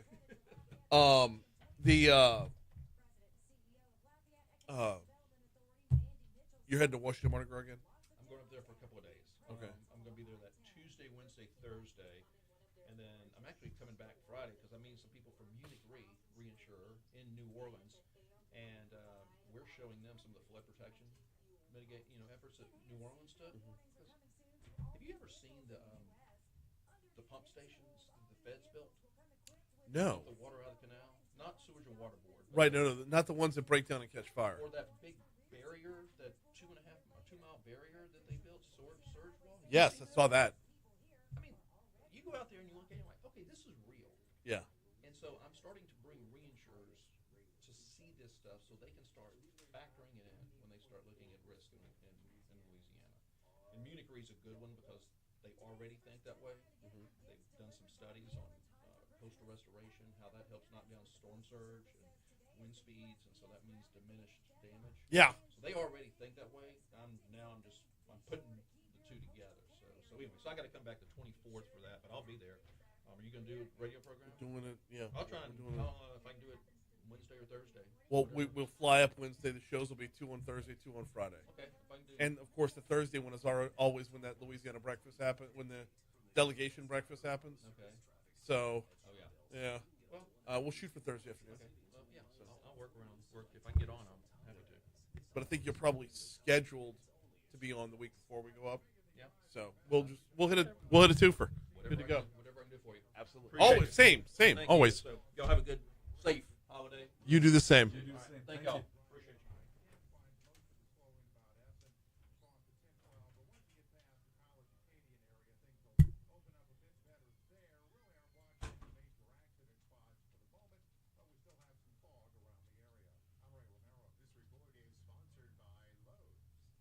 you. Ooh, crap.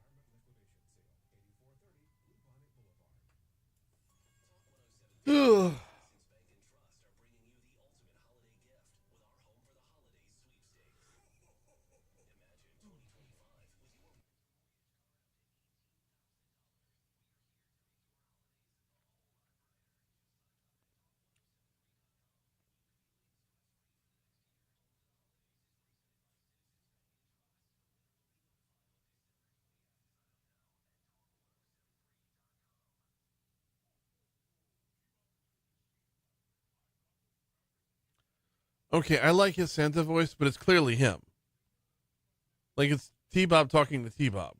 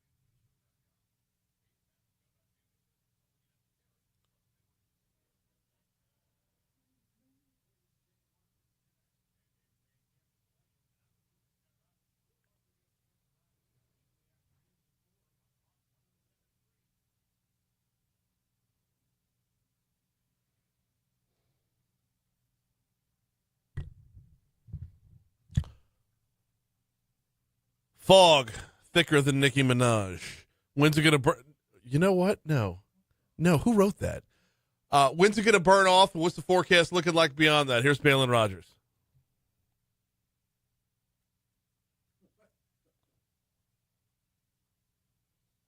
There's the congressman.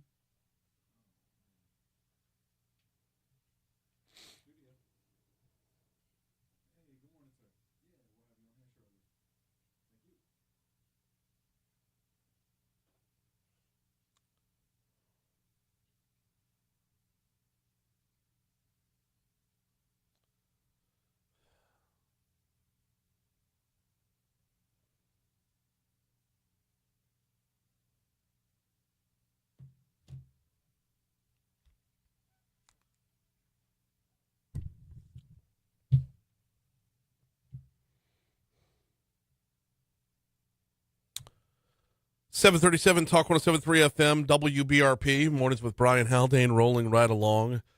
I just had the realization that this is our last DC Current with Congressman Garret Graves. I mean, next Wednesday's Christmas. The Wednesday after that is New Year's, and he's all but done in Washington, D.C., joining us right now. Congressman, how are you, sir? Hey, everything's great. How about you? Doing well on this end as well. I mean, the ride's quickly coming to a close, huh? It is, but still feel like we're sprinting the finish line. Got a lot of balls in the air right now, trying to get things done before we get out of here. So, been a busy one. Yes, it has. Obviously, the biggest one of the balls you're juggling right now has a big vote today. Talking WEP and GPO, and it's catching some backlash. Where are we at? Yeah, look, it really is amazing where we are right now. Folks never thought this moment would happen. Literally one small step away from this becoming law, going straight to the president's desk for a law to become law. So this is the fix for Social Security, for all those people that have had their Social Security benefits cut, decreased, diminished, those who worked as police officers, teachers, and public service, and in state and local government, as well as widows and spouses. So we're up before the Senate for a vote today. We thought there may be a procedural vote last night, but it looks like it's going to be procedural vote today and a final passage today. So yeah, there are folks that are out there working against this, but that's not a surprise to anyone, because that's why for 40 years now this hasn't happened. This bill hasn't become law, hadn't even had a vote. And so the pushback, or that folks are saying that, oh, well, this isn't paid for. But Brian, as you and I have discussed, it is paid for, because folks who have paid into the Social Security system their entire lives or working career, they've paid for it, meaning these police officers, teachers, and others that have paid into the system. That's all we're asking, is for them to get what is truly due to them. First, secondly, good news is that the Fraternal Order of Police, some of the police groups met with President Trump, and they put out a release yesterday that President Trump has agreed to back this change in law. So a huge show of support coming from the incoming president, which I think will be very, very helpful in pushing additional votes for this law change. So we have to hit a 60-vote margin today and then get a simple majority on the bill. So there have been efforts to try and amend it and all kinds of other things, which candidly will just be a poison pill. It will. But the hard part here, Congressman, or I guess the part that I'm not understanding here is a vote against this is a vote against public service. A vote against this is putting your name on it goes on your voting record to say that I stood up against cops, against teachers, against firefighters, against those who have made a decision to serve. I stood up and said no to them because I need their money. That's exactly right. It is, and these are careers or professions that are so badly needed. These are people that we need to be lifting up, not discriminating against when it comes to their retirement. How many people have you heard out there getting criticized for their quote defund the police? But that's really what this is. It's defunding their retirement. It's discriminating against them. It's disincentivizing them to take up these fields or careers by treating them differently than other folks who have worked both public and private jobs. I mean, these people should be publicly shamed like a Hawthorne novel with a no vote. Well, it is remarkable. I won't name names, but I will just tell you that some of the biggest opponents of this legislation over the last few months I've had conversations with in recent days. They had a fundamental misunderstanding of what this legislation does, of what the conditions that this is trying to fix are, and so look, I get it, it's complicated, but to go out there and aggressively fight something whenever you fundamentally don't understand it is incredibly frustrating. So we're hopeful that we can get this through the Senate today, but I'll tell you, I think it's going to be close. We got Congressman Garret Graves with us. This is DC Current, presented by the Louisiana Association of Business and Industry. And I don't know how complicated, if I can understand it, Congressman, I don't know how complicated it can be. I tell you what, I do need some clarification on. You put out a zip code bill last week. What's this one all about? Yeah, Brian, this is one of these things that makes you so frustrated with the government. We've been working with the Postal Service now for years on two zip code changes. One of them is in Muntz, which is in St. Charles Parish, and the other one's LSU. And what's happened is that the Postal Service, for whatever reason, has these, in development has changed, but would come in and set different zip codes. For example, in Muntz, which is in St. Charles Parish, shares a zip code with Laplace that's in St. John Parish. And so we were just trying to clean up some of the lines and trying to get Muntz to have its own zip code and to have Laplace with its own code. And just USPS was the Postal Service taking forever, and just all of these bureaucracies that were thwarting the efforts to fix this. LSU similarly, you have different zip codes. Why can't we have LSU with one clean zip code for itself? And so we're just trying to clean up some of these lines. And there is an administrative process to do this. You shouldn't have to change the law. It shouldn't require an act of Congress to clean these things up. Yet the bureaucracy at the Postal Service was so slow and ridiculous that we got together with other members that have been working on similar fixes, and we're just doing a law change just to do it by law because the bureaucrats can't figure out how to do it administratively. The Muntz, if I'm not mistaken, it's basically a suburb of Norco. I mean, it's a lot closer to Norco than it is to Laplace, right? It's adjacent to both, I guess, but it's in St. Charles Parish, right, versus St. John Parish, and so that's the real rub is just trying to clean it up, that way because of the parish lines. Well, LSU makes a ton of sense. LSU makes a ton of sense because what is the university, and anything else bleeding over into that is not the university. This feels like a yes or no matter. Yeah. And look, I mean, you can imagine how some communities around the United States have grown and developed in different ways, and you can't always anticipate it by how you've drawn the zip code line. So there's got to be a process where you can come in and make these changes, and it shouldn't require us to have to come in and change the law. But again, after all the frustration, that's exactly what we did. That's exactly what we're doing anyway. We also had a bill, Brian, last night You and I have talked in the past about this nutria eradication program where we actually have a bounty where the federal and state governments get together and provide a bounty to eliminate or harvest nutria, which are invasive species that are causing major problems on our coast. So we actually passed that last night as well. So got a lot of things going on right now. So yeah, I mean that's a lot still that's being juggled right now, and time is very finite. So what are you doing to triage and maximize your availability? Well, look, in addition to the Social Security bill, we're out there. We've got our priorities and just trying to get things done that are doable before we can get out of here. And so, for example, one of the other things, and you and I have discussed this, and we're just remain committed to get fixed, is this duplication of benefits victims from the 2016 flood. And so we literally have one United States senator is between us and getting this law changed. One United States senator is blocking us right now. We've got everyone else in agreement. We are trying to get it in one of these end-of-the-year packages. And of all the people out there we've had to work through and educate Congressman Troy Cotter and I to get folks to get out of our way or support this or what have you, we have one person in the United States Senate that is blocking us from fixing this once and for all. So that is something, for example, that we're spending a lot of time on right now trying to get resolved.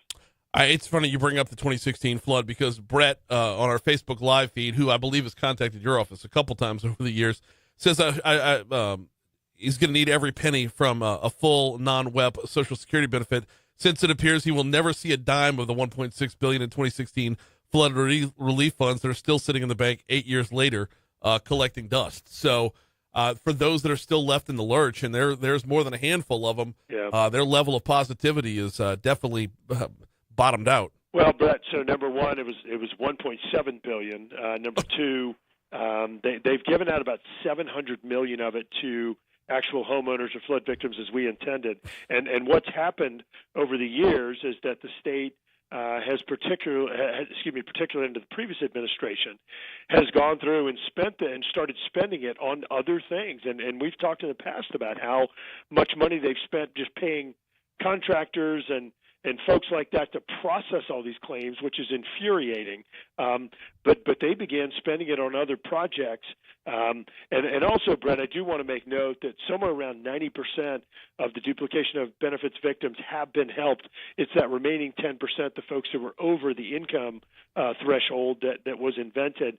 One last thing, and look, I'll say I'm not a senator, and John Kennedy has been really helpful in trying to get this last obstacle removed or overcome or moved out of the way or something. But we have been able to come in and help the far majority of folks. But with the recent Supreme Court decision on this Chevron deference called the Loper case, we're even trying to push and see if we can get the court or get the agency to realize that what they did is not something that's within their authority. This Chevron doctrine or Loper case, what it said was that the agencies don't have the discretion effectively to come out there and just invent all of these new criteria, and folks should give deference to them.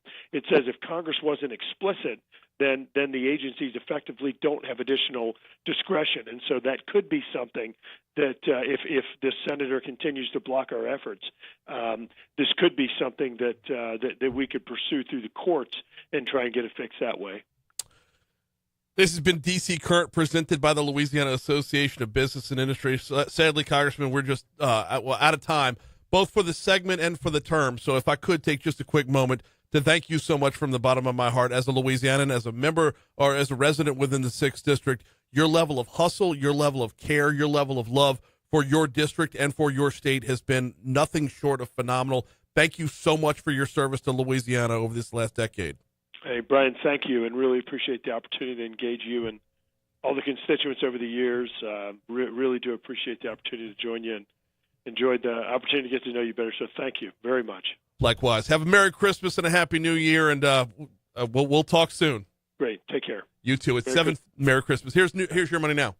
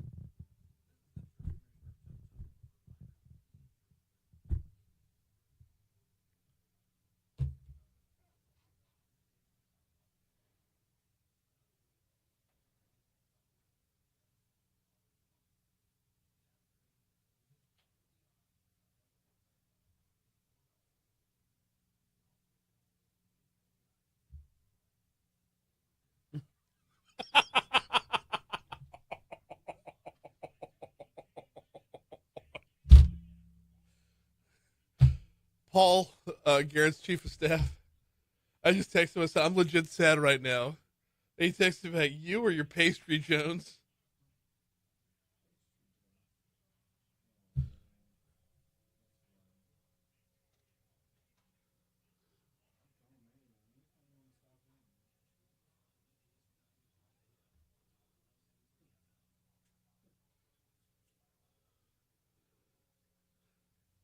Now I'm even more sad. I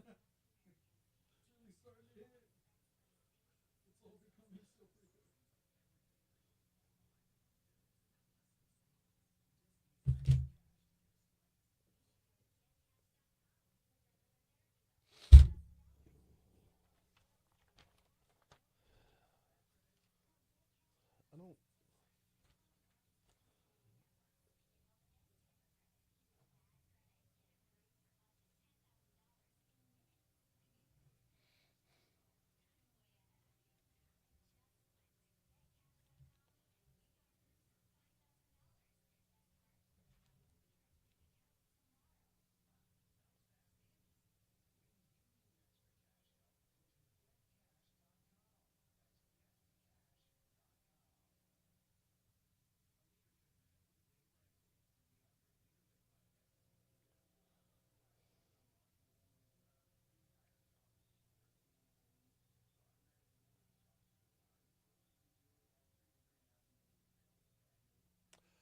Do you have the cuts about Sid Edwards putting together his transition team? It would have been no. I would have sent them to you about 2 weeks ago. The Monday after a week ago. The Monday after the December 7th election. They should be in that folder.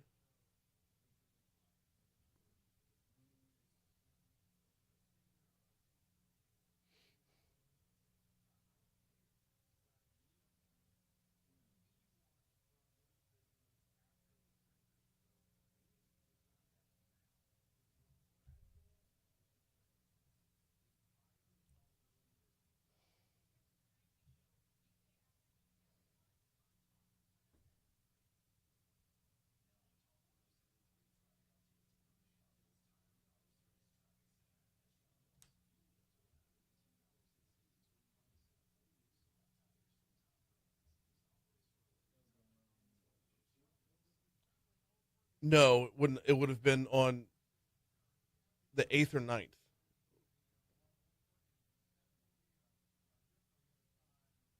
It was no. He came on with us. So the runoff was on the 7th. He came on with us on the 9th.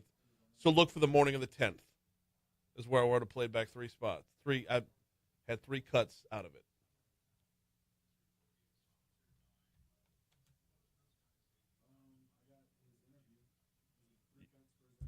What day is that from?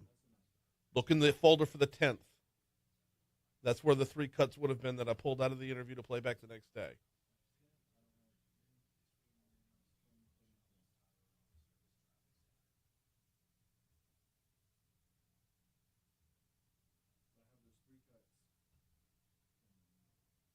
You do have 3 individual cuts, though. That's what I need. Yeah, the 2 of them are labeled transition. Okay.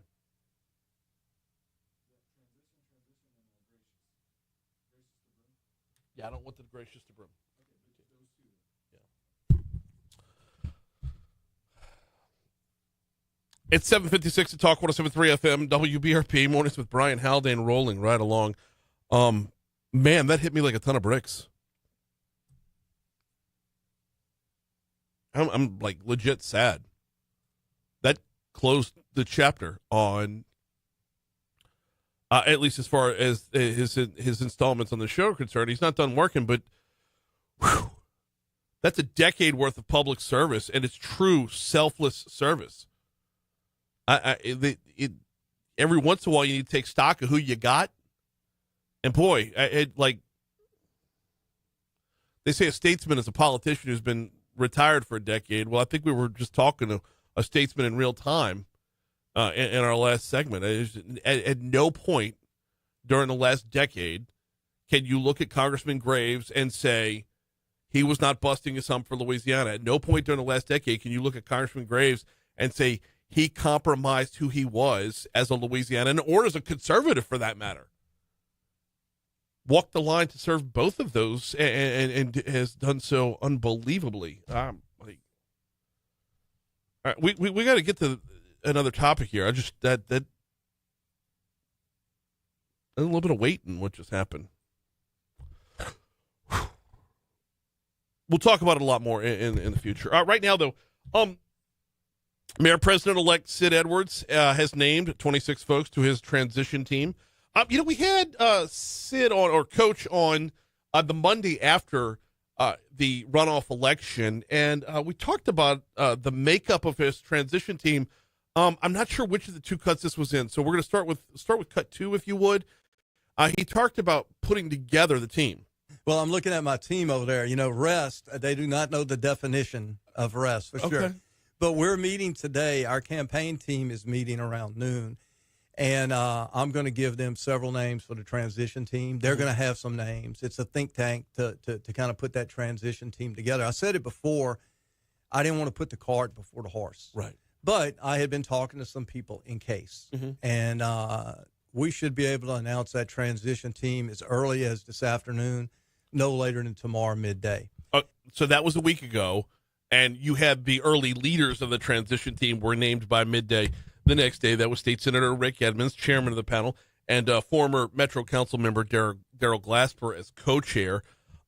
Getting back to what Edwards had to say, I think the transition team turned out to be bigger than we thought it would be.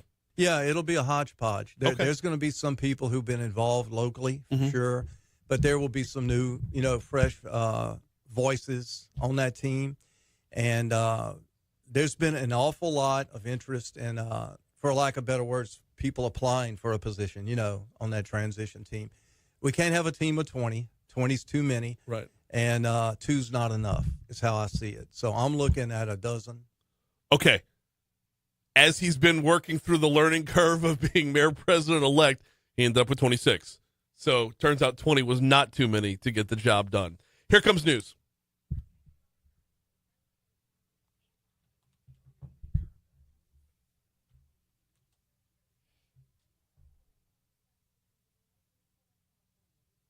Holy shit. All right, I should have started with cut 3. Damn it. And I also shouldn't have done anything else on Garret right there. Oh.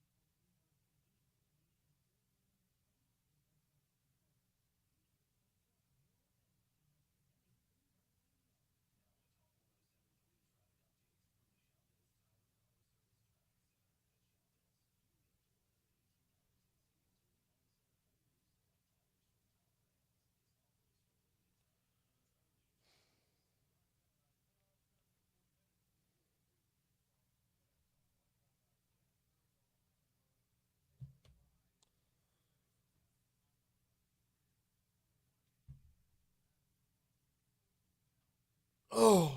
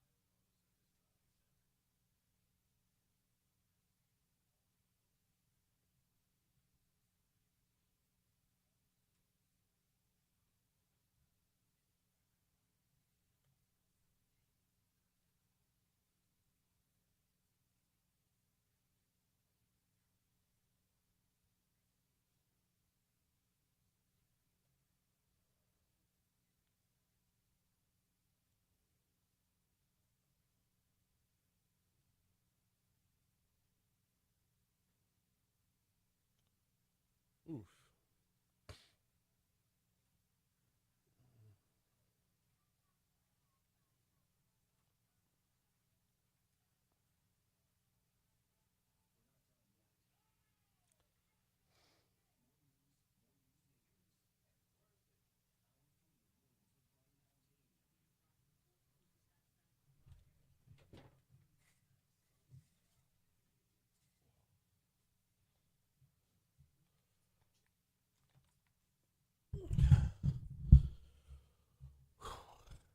806 Talk 107.3 FM, WBRP. Mornings with Brian Haldane rolling right along, ticking up to 59 degrees to start our third hour. Brian here with you, John LaBeouf producing. And while we've ticked up 3 degrees, that fog has gone absolutely nowhere.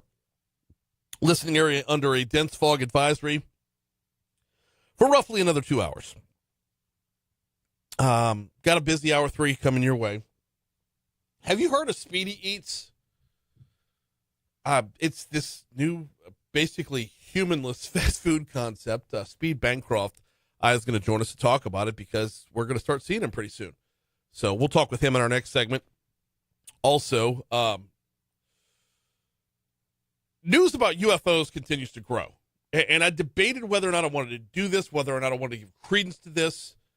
But there's a documentary out there called The Program, and it was put together by a guy named James Fox. And he's a pretty reputable documentarian, but I didn't want to like walk down a path of talking about aliens, just like, you know, like this is Mars attacks or something. But this is Congress we're talking about in congressional hearings.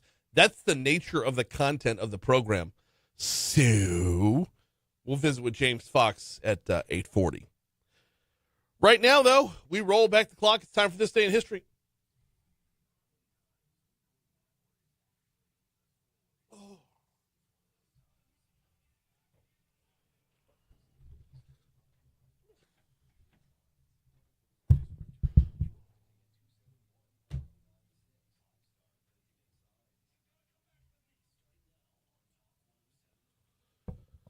All right, John. All right.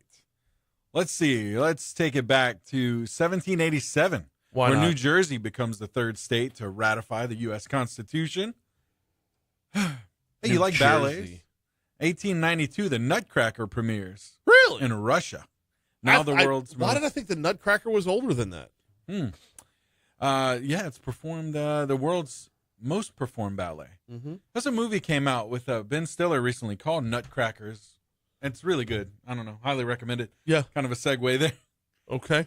Let's see. 1917, the 18th Amendment to the U.S. Constitution, authorizing the prohibition of alcohol, is approved by the U.S. Congress and sent to the states for ratification. If you're doing amendments, you skipped one. Oh, what we got? On this day in 1865, by proclamation of the U.S. Secretary of State, the 13th Amendment to the Constitution outlawing slavery entered into law, having been ratified by the request of the states on December 6th. I dropped the ball on that one. Yeah. Man. Yeah. Hey, 1948, WDSU TV star Channel 6 in New Orleans premiere starts broadcasting today. Okay. 1966, How the Grinch Stole Christmas premiered today as well. The animated version, of course. Yeah. Yeah. Let's see. 1972, U.S. launches Operation Linebacker 2, its heaviest bombing on North Vietnam as negotiations to end the Vietnam War collapse. So, okay, that happened as well. Let's see. 2009, Avatar becomes the highest-grossing film of all time. My goodness, we talked about this the other day. Yeah. That happened quickly, huh? Yeah. 2019, the U.S. House of Representatives votes to impeach President Donald Trump for abuse of power and obstruction of Congress on this day. All right. Any other events? What about birthdays? Let's go birthdays. Where am I at here? Brad Pitt today. Looks like he's celebrating a birthday. Born on this day in 1963. Yeah, insane, right? Yeah. Like, let's see. Who else we got here? Oh, Billie Eilish here today as well. Okay. DMX as well. Okay. Birthday. Let's see. Stone Cold Steve Austin today as well. A lot. Yeah. There's more. See. Steven Spielberg. Steven Spielberg born on this day in 1946. That's going to be important in just a minute. Yes. Ray Liotta today as well. Let's all the Ray Liotta memes the last couple days. Oh man. Because of the drones in New Jersey. Yeah. You want to see helicopters? Keith Richards today, 81 today. I thought he was 81 like 30 years ago, but what? So, what year was he born? Oh man, 1943. 43, yes. All right. Steven Spielberg is only 3 years younger than Keith Richards. That's insane. That's why I said the 1946 is going to be important in just a minute. Okay. Steven Spielberg is only 3 years younger than Keith Richards. Wow. Yeah. That's funny, man. Yep. Moving on to deaths here. Nope. We got more. Archduke Franz Ferdinand was born on this day in 1863. Ty Cobb, born on this day in 1886. We got Betty Grable, born on this day in 1916. And, and more sports characters here. Give me one quick second to pull this back up again. Got some former Saints. You ready for this? 3 former Saints born on this day. Ben Watson in 1980, Pierre Thomas in 1984, Carl Granderson in 1996, and former LSU Tiger, former Tampa Bay Bucks defensive tackle, and current ESPN analyst Booger McFarland, born on this day in 1977. Okay, yeah. Moving on to deaths here. Big one here. 1997, Chris Farley today. Oh, wow. Chris Farley. Joseph Barbera in 2006. You may not know his name, but you've watched all his cartoons. Yeah. Watched all his cartoons. Anybody else on your end? Yeah, died on this day in 2016 was Zsa Zsa Gabor. And I believe that was the only one I had. Yeah, that's all I got. All right. National days today. National Baked Cookies Day. Why not? Or you want to answer the phone like Buddy the Elf Day? Nope. Okay. No, I do not. I absolutely do not. It's 8:12 at Talk 107.3 FM, WBRP. Quick break. When we come back, we're talking Speedy Eats next.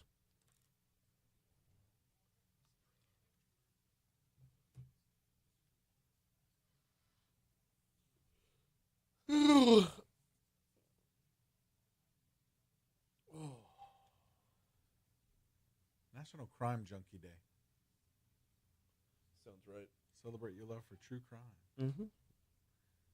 International Migrants Day.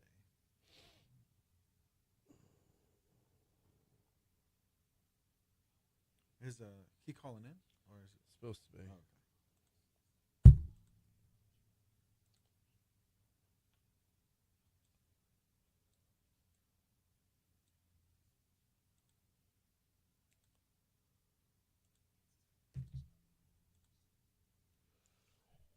Oh, okay.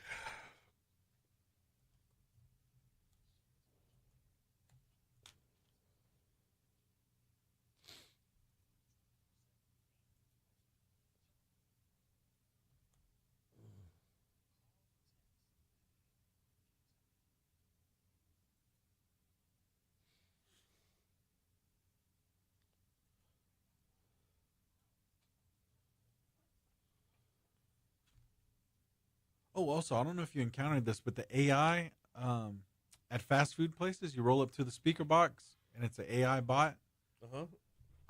I just experienced that the first time the other day at Taco Bell. That was a first. It was really odd, if I'm being honest. It was really, really strange. Because I thought it was this, there's like this automated, are you going to be using an app today? Or are you going to be using this today? Whatever. And then it kept going. It's like, may I take your order? And it's like, oh, okay. And then I do it. It repeats it. And then it puts it on the screen. And I just thought that was... Damn, that's awesome. That's insane. I'm like... I'm all about getting rid of fast food workers. Yeah. I mean, even at Taco Bell now you walk up to this little kiosk. Yeah. You just place your order. And you know what happens? Oh, man. You lose one opportunity for my order to get wrong. That is true.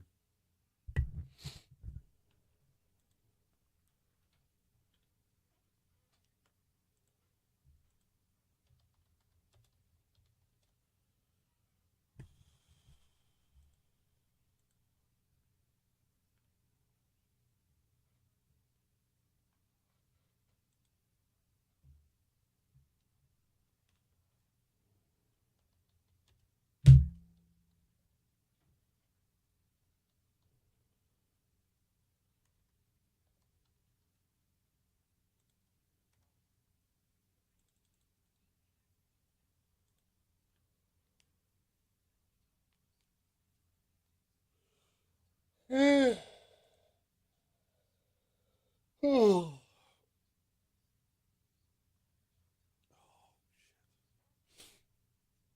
Is he not even on yet?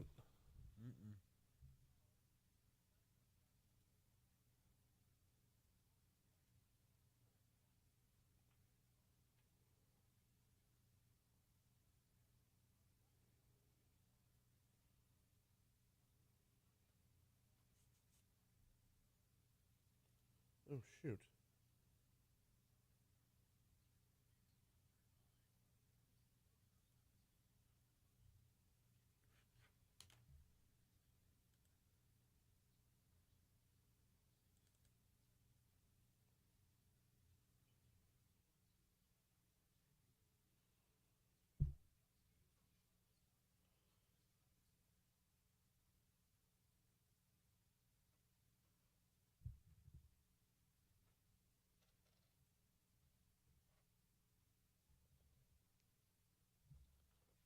Need you to call his phone number. Kill my mic.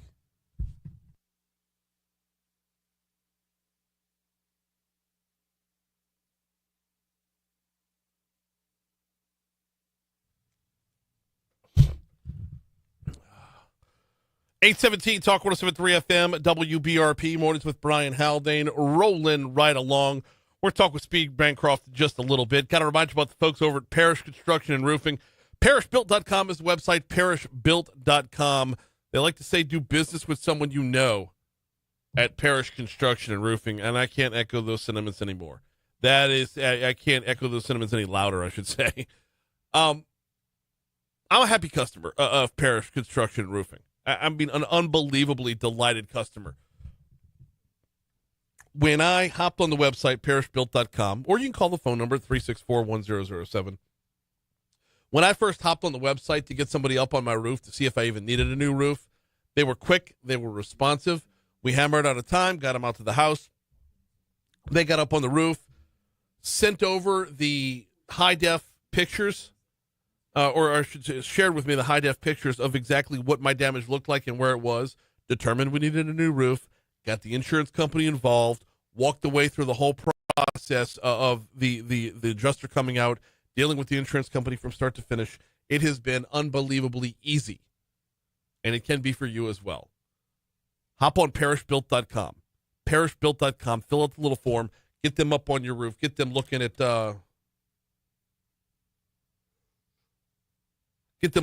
what you might be looking at, because you're not going to know. You don't know what roof damage looks like. That's what they do. ParishBuilt.com. Trying to connect. You got him? Okay. All right. We are connecting with Steve Bankroft right now. Last Monday, I saw a story in the Daily Report that said Speedy Eats is aiming to launch their first unmanned drive-thru store on December 13th. Well, let's talk with Speed about that. How are you, sir? Good morning. Hey, good morning, Brian. Glad to have you on here. Glad to be talking about this. This is a fascinating concept. So Let's talk about Speedy Eats. What is it? What brought it to your mind? What brought it to reality? Well, I started building automated food tech in my house in 2016. So this has been kind of a hobby for me for a while. I built an automated hamburger system, like a bench model. And it all started with kind of like a bad experience at McDonald's, where the credit card machine was down, and the lady at the window kind of got upset because I handed her a credit card and didn't see the sign on the ordering menu that the credit card machine was down and that everybody had to pay with cash. So that's kind of where it all started, at a McDonald's in Winsboro, Louisiana, up in North Louisiana. Okay. Yeah. So I ended up building an automated pizza kitchen after the hamburger system. So I raised a little bit of money and built an automated pizza kitchen, the Alpha model, and we went to go build the beta so that we could have like a model in the market, and it was going to cost us a lot more than what we thought. So I ended up building a drive-through fridge, which is a huge 30-foot fridge, and we patented some features about it, like automated purging inventory as it expires. We have a microwave inside of it. We have an upper and a lower pickup window. So that's what we ended up going with, and it's really been a really good product for us. There's a lot of demand on this, and we've got a good supplier of fresh food. Okay, let's talk about the fresh food angle of this, because I think if anybody's weighing, like, is this a vending machine or a fast food delivery fast food restaurant? It's this hybrid that's somewhere in the middle. So how does the food stay fresh? How often is it stocked? Like, if I visit a Speedy Eats, what's the date on what I'm getting? Okay, so the machine will track all of the expiration, and we always stock the store the same day that we prep the food. So we prep the food really early in the morning, 1 day to 2 days a week, and we do it at our facility over in New Orleans, a facility called Baku, and they are our co-packer. So they'll do the food packaging, and they deliver it to the store for the operator, and they'll put it inside the store. So it's a 30-foot store. 10 feet of it is air conditioned, and 20 feet is refrigerated. So they'll actually bring the food in on a pallet and set it down, shut the door behind them, and they take off. The operator can come depalletize the pallet and stock the machine. He takes out all the dead inventory or the waste that the machine will automatically purge. And that's how the machine works. And expiration dates are on the products. You can even see it on the app when you're ordering. So you know exactly when the food was made. But we guarantee freshness because the machine, like, let's say, for example, a salad, which has a shelf life. These are all heat-sealed packages. And the salad has a shelf life of 5 days. Well, when you stock it, it feeds from the back to the front. So it feeds towards the customer. It's a backloaded system. And for that purpose, you have to have the gantry, which is in front. A gantry is like an XY basket. It'll go up, down, over, and grab products in different cells in the store.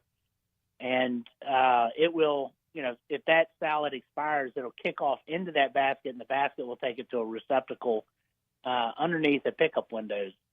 So it will it's doing that all day long when products expire. We're talking with Speed Bankroft about Speedy Eats, which has come to fruition, coming to reality. There's a store in Natchez, Mississippi already. We're up and running with this bad boy? It's open to the public?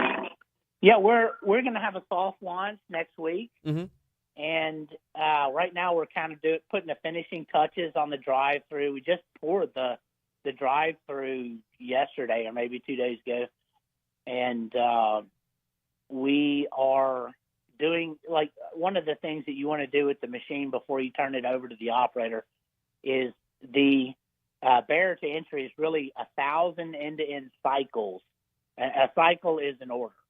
And like the gantry basket will go grab something, bring it to the pickup window. That's one cycle. So you want to do 1,000 cycles with zero failures before you turn it over to the operator. And that's what we're in the process of doing. Okay. We're going to soft launch next week and then push for a hard launch in early January where we're actually going to market it. The menu as of right now is what? So it's salads. We have 3 different types of salads, 2 different types of wraps. The wraps come with potato salad and a dipping sauce. We have 2 different types of cold cut subs. We have a Cajun chicken salad. Mm-hmm. We do cold pressed juices. We have a supplier, a lady in Natchez, who supplies us with cold pressed juices. No preservatives, just straight up cold pressed juices. Bags of chips, we use Miss Vicky's. We have 4 different types of chips that we use. So that's and we also have 5 pre-made meals. So like sausage and rice, sausage gumbo and rice, some chicken pasta, and some other meals that the operator came up with, and that's what we develop at the co-packer. But that's basically the menu. You've got some items on there that can be served cold, mm-hmm. and we have a microwave inside the store that's part of the gantry. So if you want something nuked, you can do that too. And the what we really developed this product for was a lack of healthy food when you're on the road. Right. You can't go to McDonald's and Raising Cane's and like chicken fingers and stuff, fried stuff. You can't do that all the time. And some people are looking for better options, healthier options, and that's kind of where we fit.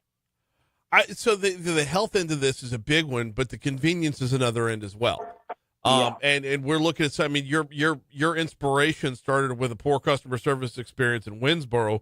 The number of people who have had, poor customer service, or the number of fast food franchisees who are fed up with the constant battle to be staffed, the labor shortage that has been and continues to be. I feel like this has nothing but room for growth. Yeah, we think so too. And the fact that we deliver the food for the operator, it's more of a passive income for an operator. They buy the store at $190. They have to install the store. They have to pay taxes on the capital expenditure. So you're looking at $250 all in, and you should be doing about $400,000 a year with a really nice bottom line revenue or net profit of about $100,000. So you're at, roughly 25% net margin. And the reason why you're doing that is because the system is so efficient. The machine is doing all the work. We are working with a partnership with DoorDash, mm-hmm. and we're connecting our software to theirs, so you can order delivery 24/7 from the store.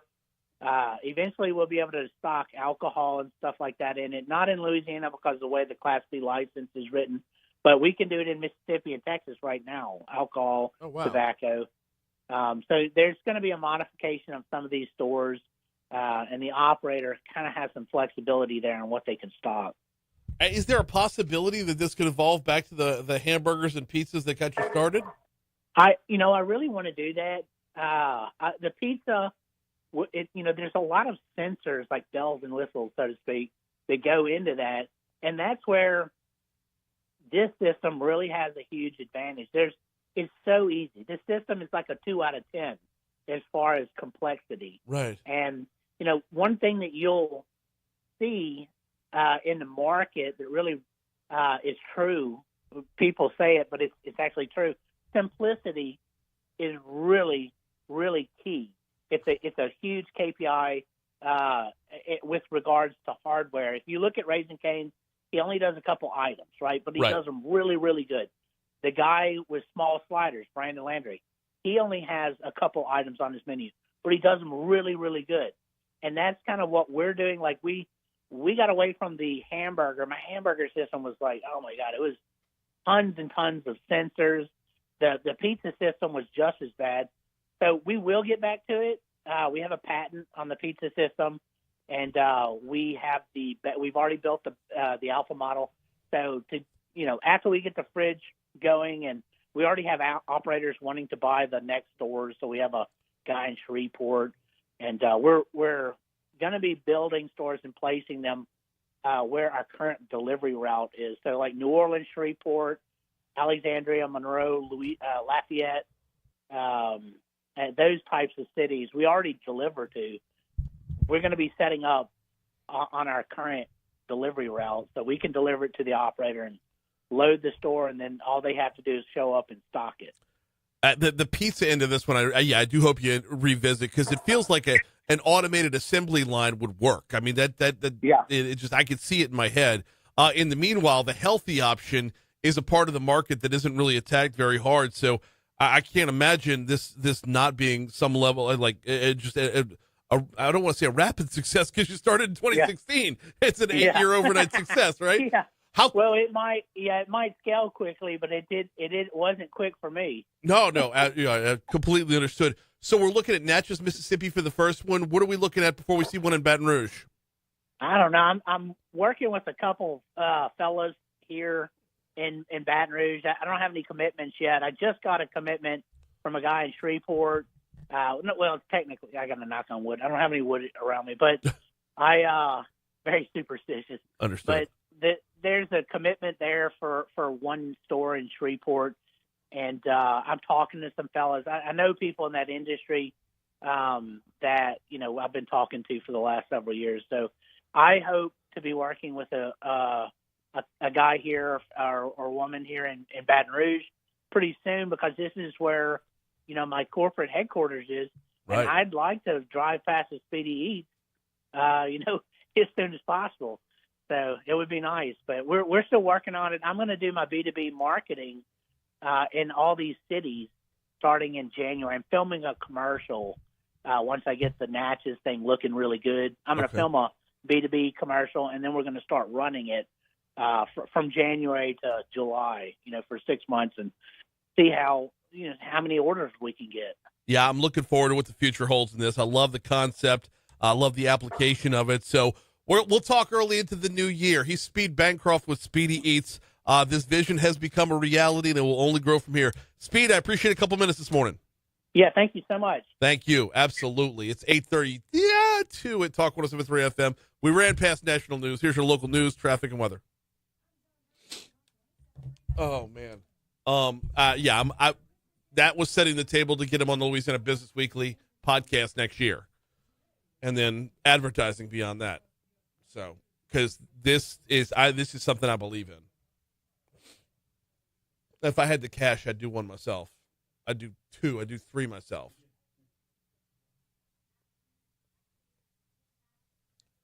And there's no way, like, you can't not envision and I don't want to talk about names of pizza places, but there's a particular pizza place that like updates you on where your order's at every step along the process. And it's not that hard. Drop crust on conveyor belt. Spread tomato sauce on crust. Drop cheese on tomato sauce. Drop pepperoni on top of cheese. Like, I mean, it might be difficult for like topping placement overall, but if you're getting a cheese or a cheese and pepperoni pizza, this doesn't have to be hard.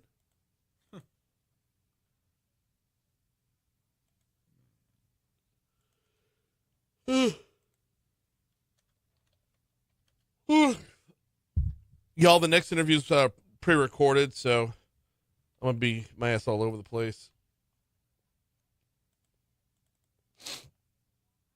Oh.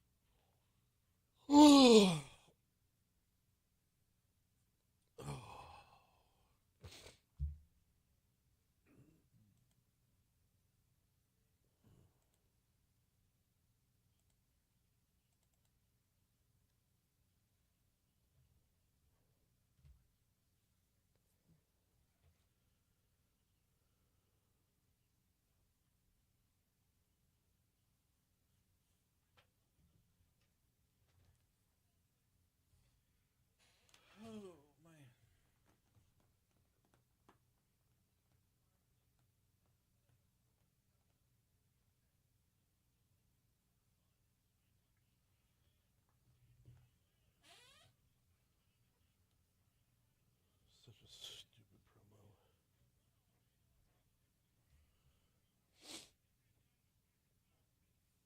Yeah, the history and data was there, Moon. Sometimes the unthinkable does happen.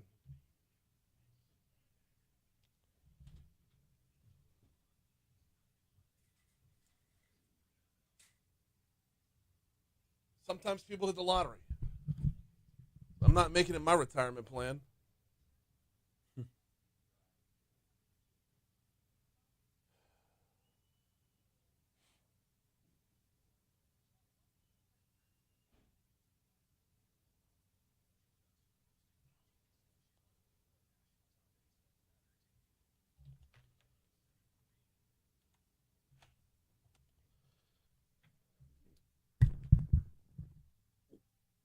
We are under a dense fog advisory. It'll remain in effect until 10 o'clock this morning, so about another hour and 25 minutes before that is called off.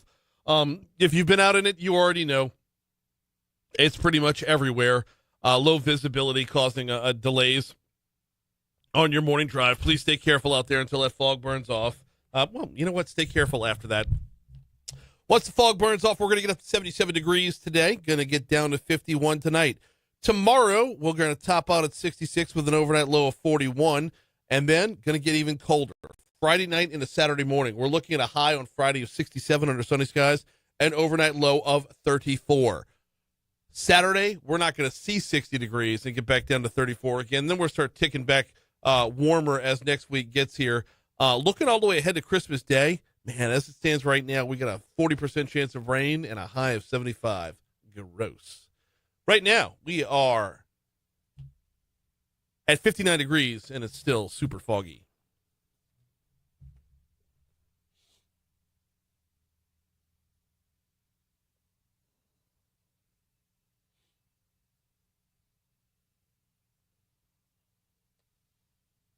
Been looking forward to this next interview for some time now, and you know what? UFOs keep popping up in the news a little bit more and more, so let's dive in and talk about a new documentary that's out. It's called The Program. Director of that documentary is James Fox. He's on with us now. James, welcome to Talk 107.3. How are you, man?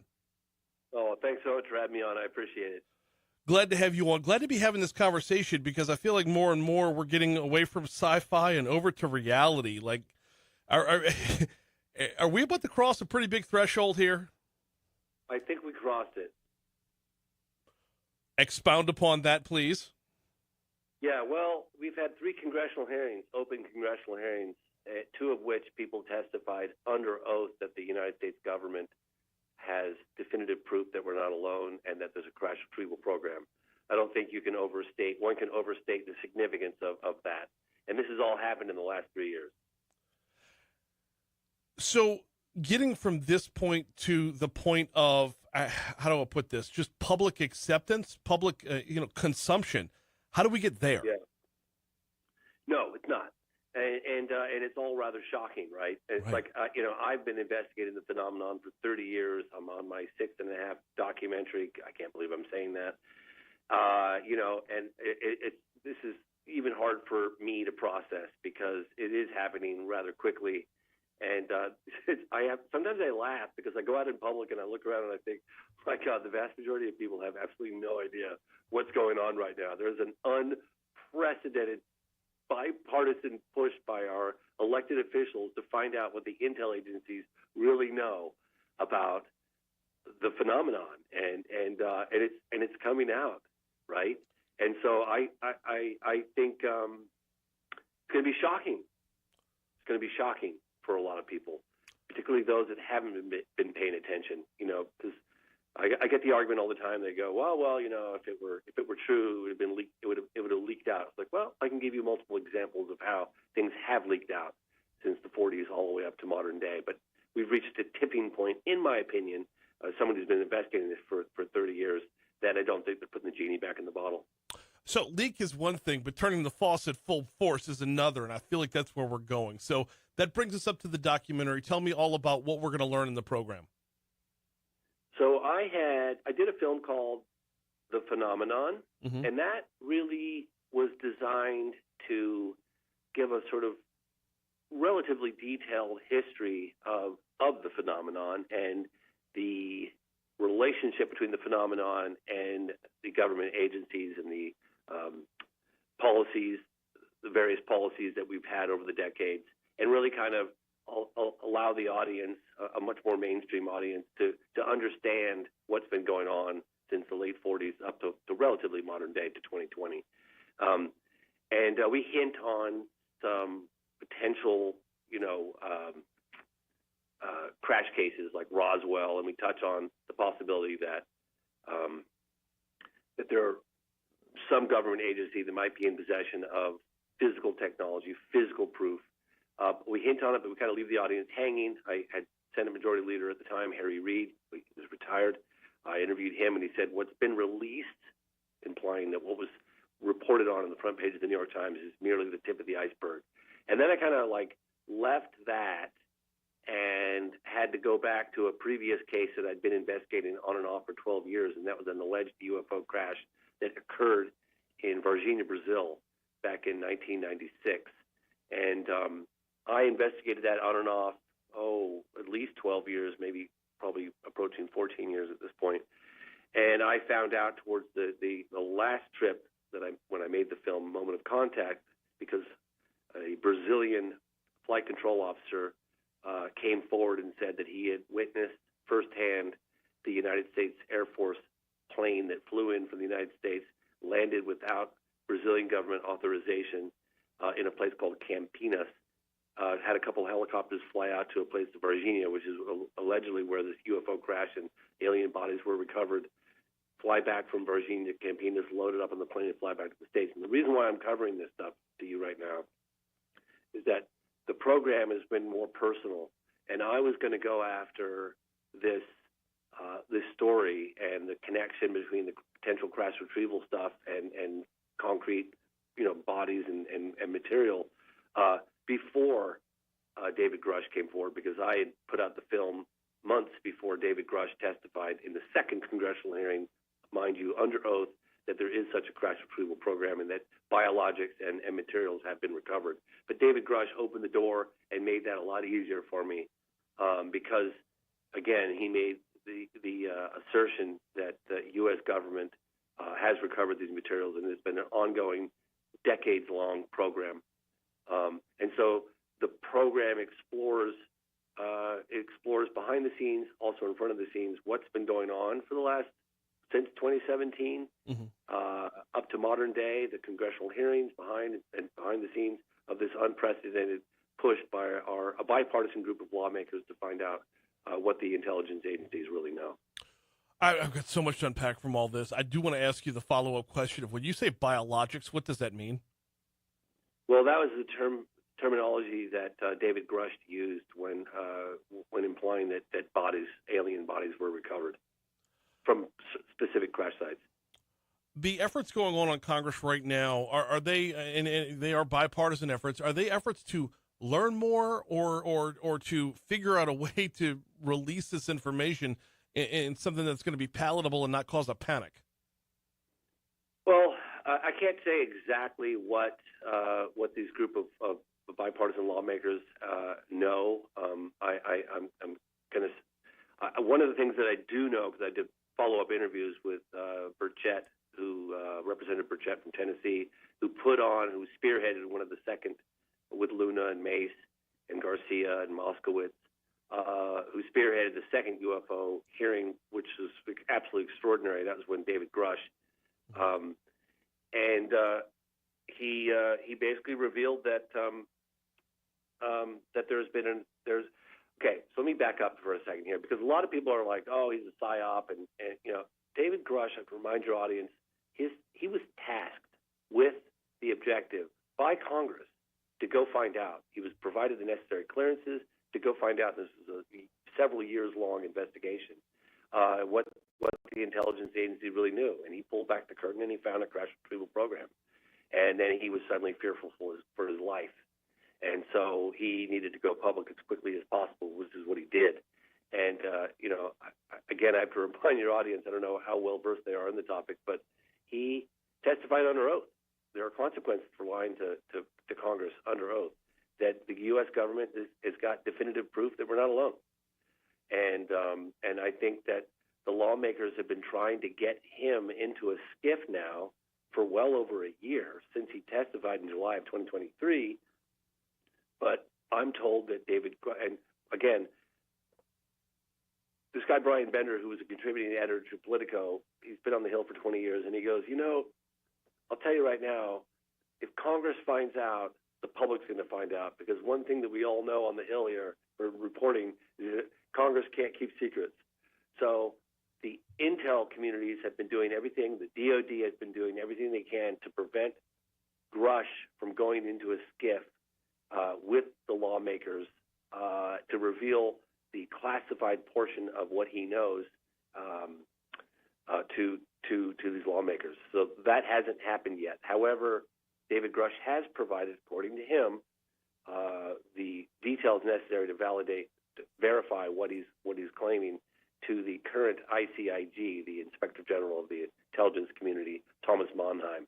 So I'm a little surprised that we haven't subpoenaed him to have him come testify under oath, because he's got the street address to where the stuff is. We got less than a minute left with James Fox, the director of the program. James, I felt through the documentary like you go a long way not to make your own assertions, but to lean on others who, for lack of a better term, are kind of in charge. Was that a very intentional effort? Well, I've been very skeptical over the decades of making assertions that you really can't back up. But I feel like in this particular case, if I was presenting this argument to a jury, that we definitely have put forth enough a preponderance of eyewitness testimony and documentation that something truly inexplicable is taking place, and that there's a very strong argument to be made that they're covering up the fact that we're not alone. Where can folks find it? Amazon, Apple TV, and you can find me on X at James C. Fox, at James C. as in Charlie Fox, and I post other various platforms like Vimeo and Fandango and on that site. But Apple and Amazon. Once again, the documentary is called The Program. He is director James Fox. Thank you so much for a couple minutes today. Appreciate you having me on. So thanks again to James Fox for hopping on board. John and I were talking while I was playing. It was pre-recorded, by the way, and you can check it out on demand at talk1073.com after we're done. But what would you do? What would you do if you what would your reaction be if you found out today or tomorrow that we have made contact with aliens and we got one of them in a cage somewhere? Like if it was just that blunt, that straightforward. A creature from another planet is stuck in a laboratory. What would you do with that information?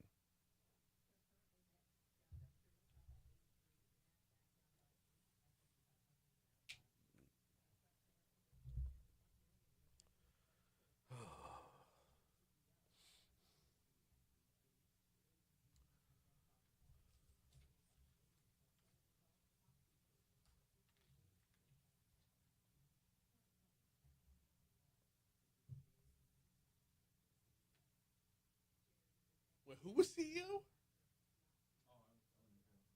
Did she say Ted Baxter?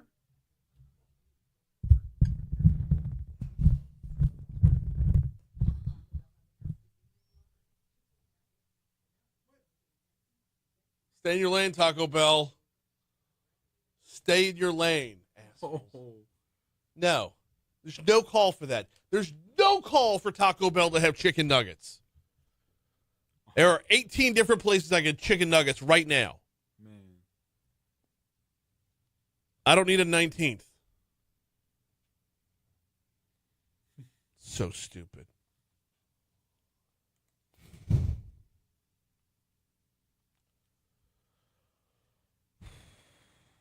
Oof. Now, why would they do that? Why would they have chicken nuggets? Yeah, I don't know. I don't know. Bring back the gordita. Bring back the beef Mexi melt. Well, they got the gordita in that 90s box or whatever they have. Oh, I haven't seen that yet.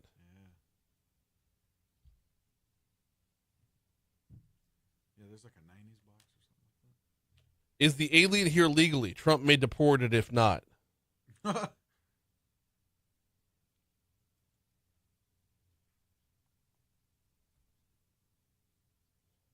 Tim brings up a hell of a good point. It would not be shocking to consider the possibility. Believing in creation, it would be rather easy to believe that if God can create the universe and put people on one planet, who's to say he couldn't put people on more planets? There's a lot of planets out there. Yeah, absolutely. That's always absolutely. Just because other beings from other planets aren't in our Bible, that just means that the people that wrote the Bible hadn't seen them. If It'd be really fascinating. Yeah. No, I believe firmly that Christianity would embrace aliens. Absolutely. Byron's going to make a joke about underage aliens after that watch. Ooh. Yeah.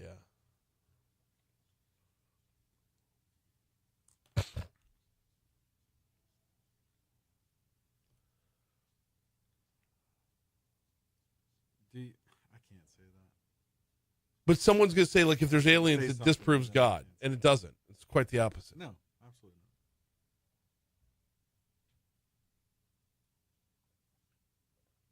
not. Underage aliens. As long as you're not luring them in. Because I said it embraces them. It would embrace them. Yeah. Yeah. So as long as you Catholic priest joke. Yeah. Oh.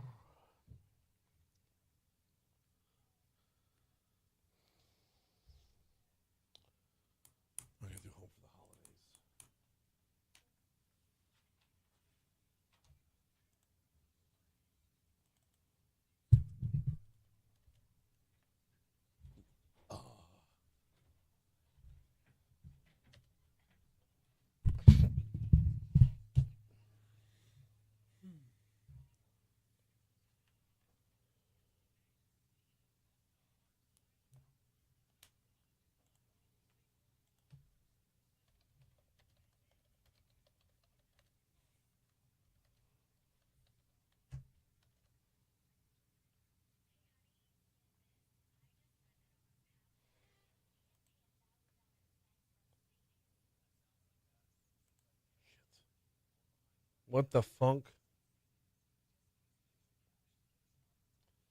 Son of a...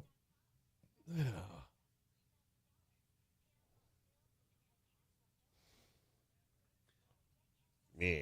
All right, so the Taco Bell chicken nuggets. is a blend of breadcrumbs and tortilla chips, as well as marinated in a zesty jalapeno buttermilk. Sounds appetizing. I'd give it a shot, but I agree. No, but like, why? Right? Why? This like. Exactly. I mean, McDonald's has a breakfast burrito. Yeah. That's a whole other thing. Yeah. They don't. You can't get tacos at McDonald's. Yeah. Nor should you. No, because that's what you're going there for. It's- Right? You know what you're getting. It used to be understood that specialization was the key to a strong economy, right? Now it's like, look at social media. Everyone wants to be everything to everybody, right? Like everyone wants to have their TikTok, YouTube Shorts and Reels want to be TikTok. Yeah, what's the shit? The one that got disappears. Twitter, Blue Sky. You got Threads. Snapchat. Snapchat. Yeah. Snapchat's doing more video like TikTok instead of it being personal messaging. Yeah. Like just being like published videos. It's stay in your fucking lane. Just stay in your lane. Snapchat was a social media that was created so that dudes could talk to each other during bachelor parties and the shit would be gone. Yeah, what, it was up for an hour and then done. Just group chat during a bachelor party and then it's out.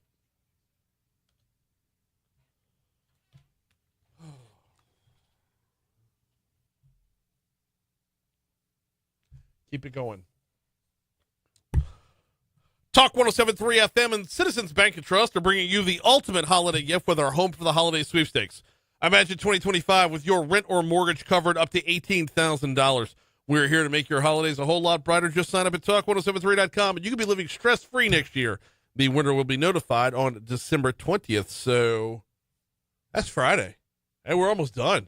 If you haven't gotten in yet, you need to get in now at talk1073.com. And as always, shout out to the folks over at Citizens Bank and Trust, fantastic partners throughout the year. 8:56 coming up on 8:57 at Talk 107.3 FM WBRP. We're not done just yet. We got to hit the outside in. However, I was asking the question about what would you do? What would you do if you found out like aliens were already here? Not like a full-on Men in Black scenario where, you know, you walk into a pawn shop and that dude from Monk is there. Not like that. But in somewhere in between there and Independence Day, you know? What would your reaction be? We've been chatting about it over on Facebook Live. Actually, before we get to any of those, speaking of Facebook Live, can I take 15 seconds of personal privilege to wish Tim and his bride a happy anniversary? Tim posted up on Facebook Live a shout out to my wife of 46 years on the 17th.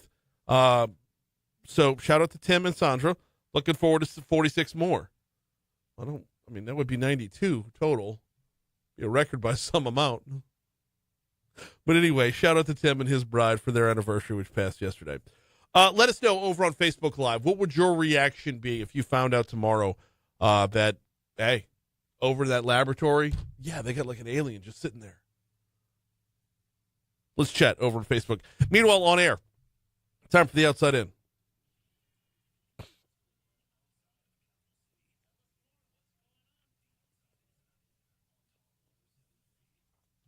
Starting off in Ascension Parish, federal prosecutors on Tuesday announced charges against a Gonzalez man saying he conspired to launder money and defrauded the U.S. tax system of $4.4 million.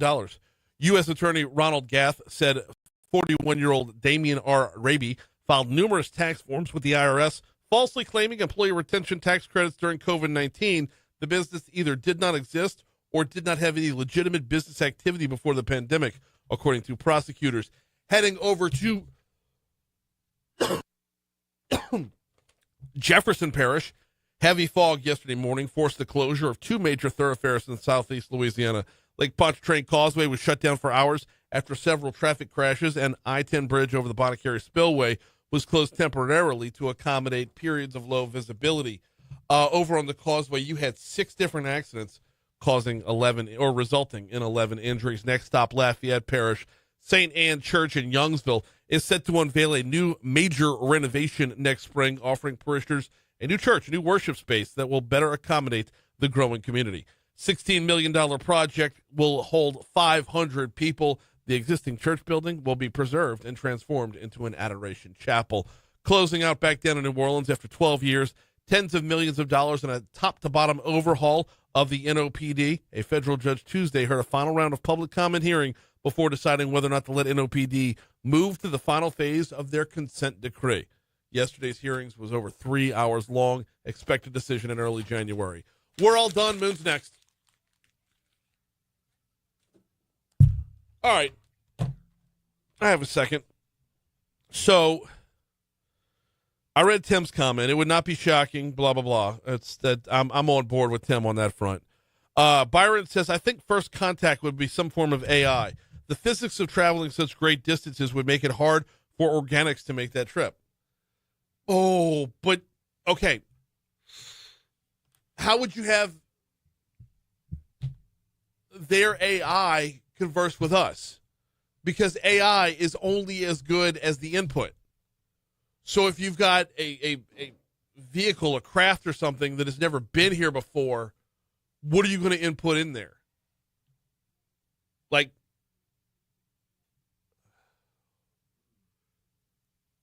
and obviously they would have had to have mastered tech. They would either have the master technology that moves very, very fast, like way faster than us, or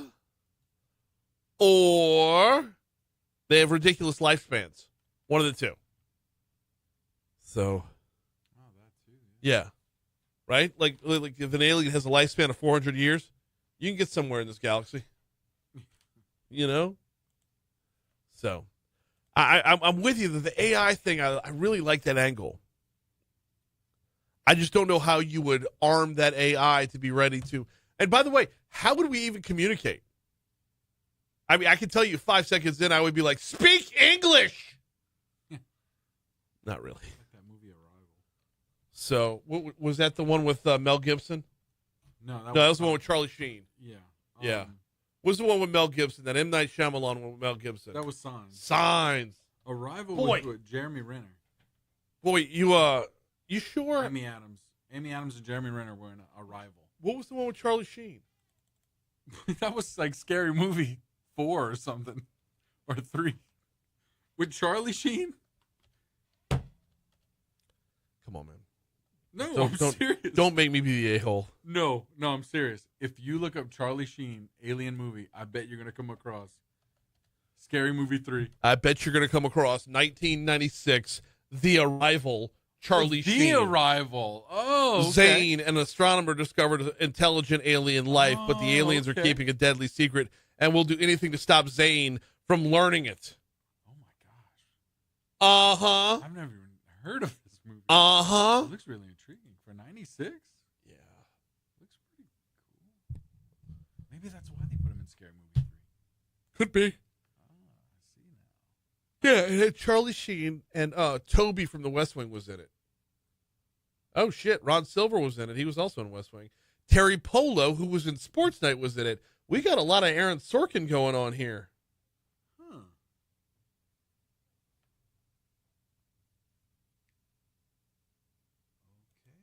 Yeah.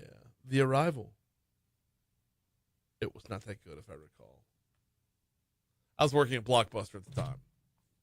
Never doubt me on 90s movies. So for 96, yeah. Yeah. That would have been my second stint at Blockbuster, was that when that one hit video. When that one hit the video shelves. I would have been over at Perkins and Essen, which I believe is now a mini storage. You got free rentals over there? Or an urgent care. One of the two. Do what? You got free rentals over there? As an employee, you get 5 free rentals a week. Oh, that's pretty cool. Yes, it's a lot. That's a lot. But the truth of the matter is, if you just didn't scan the movie, you got all the free rentals you wanted. Oh, okay. That's, yeah. So, anyway, no, good stuff on the feedback there. I appreciate it. Hey, tomorrow, Haggai Davis going to be in for a cup of tech gumbo. Lieutenant Governor Billy Nungesser is on board. Crime Stoppers coming your way. I believe iCare is getting one more segment in for the year. And then Ag Commissioner Dr. Mike Strain going to join us at 8:15. And, do we have a stack of topics to talk about. We're supposed to talk about the Farm Bill and supplemental aid that we talked about yesterday with Avery Davidson. I'm guessing we're going to start talking about how much Louisiana is involved in your Christmas. Whether you talk about making the gumbo or, hell, buying Louisiana products as Christmas presents. It's all in the mix. So we'll talk with Mike Strain tomorrow. In the meanwhile, later.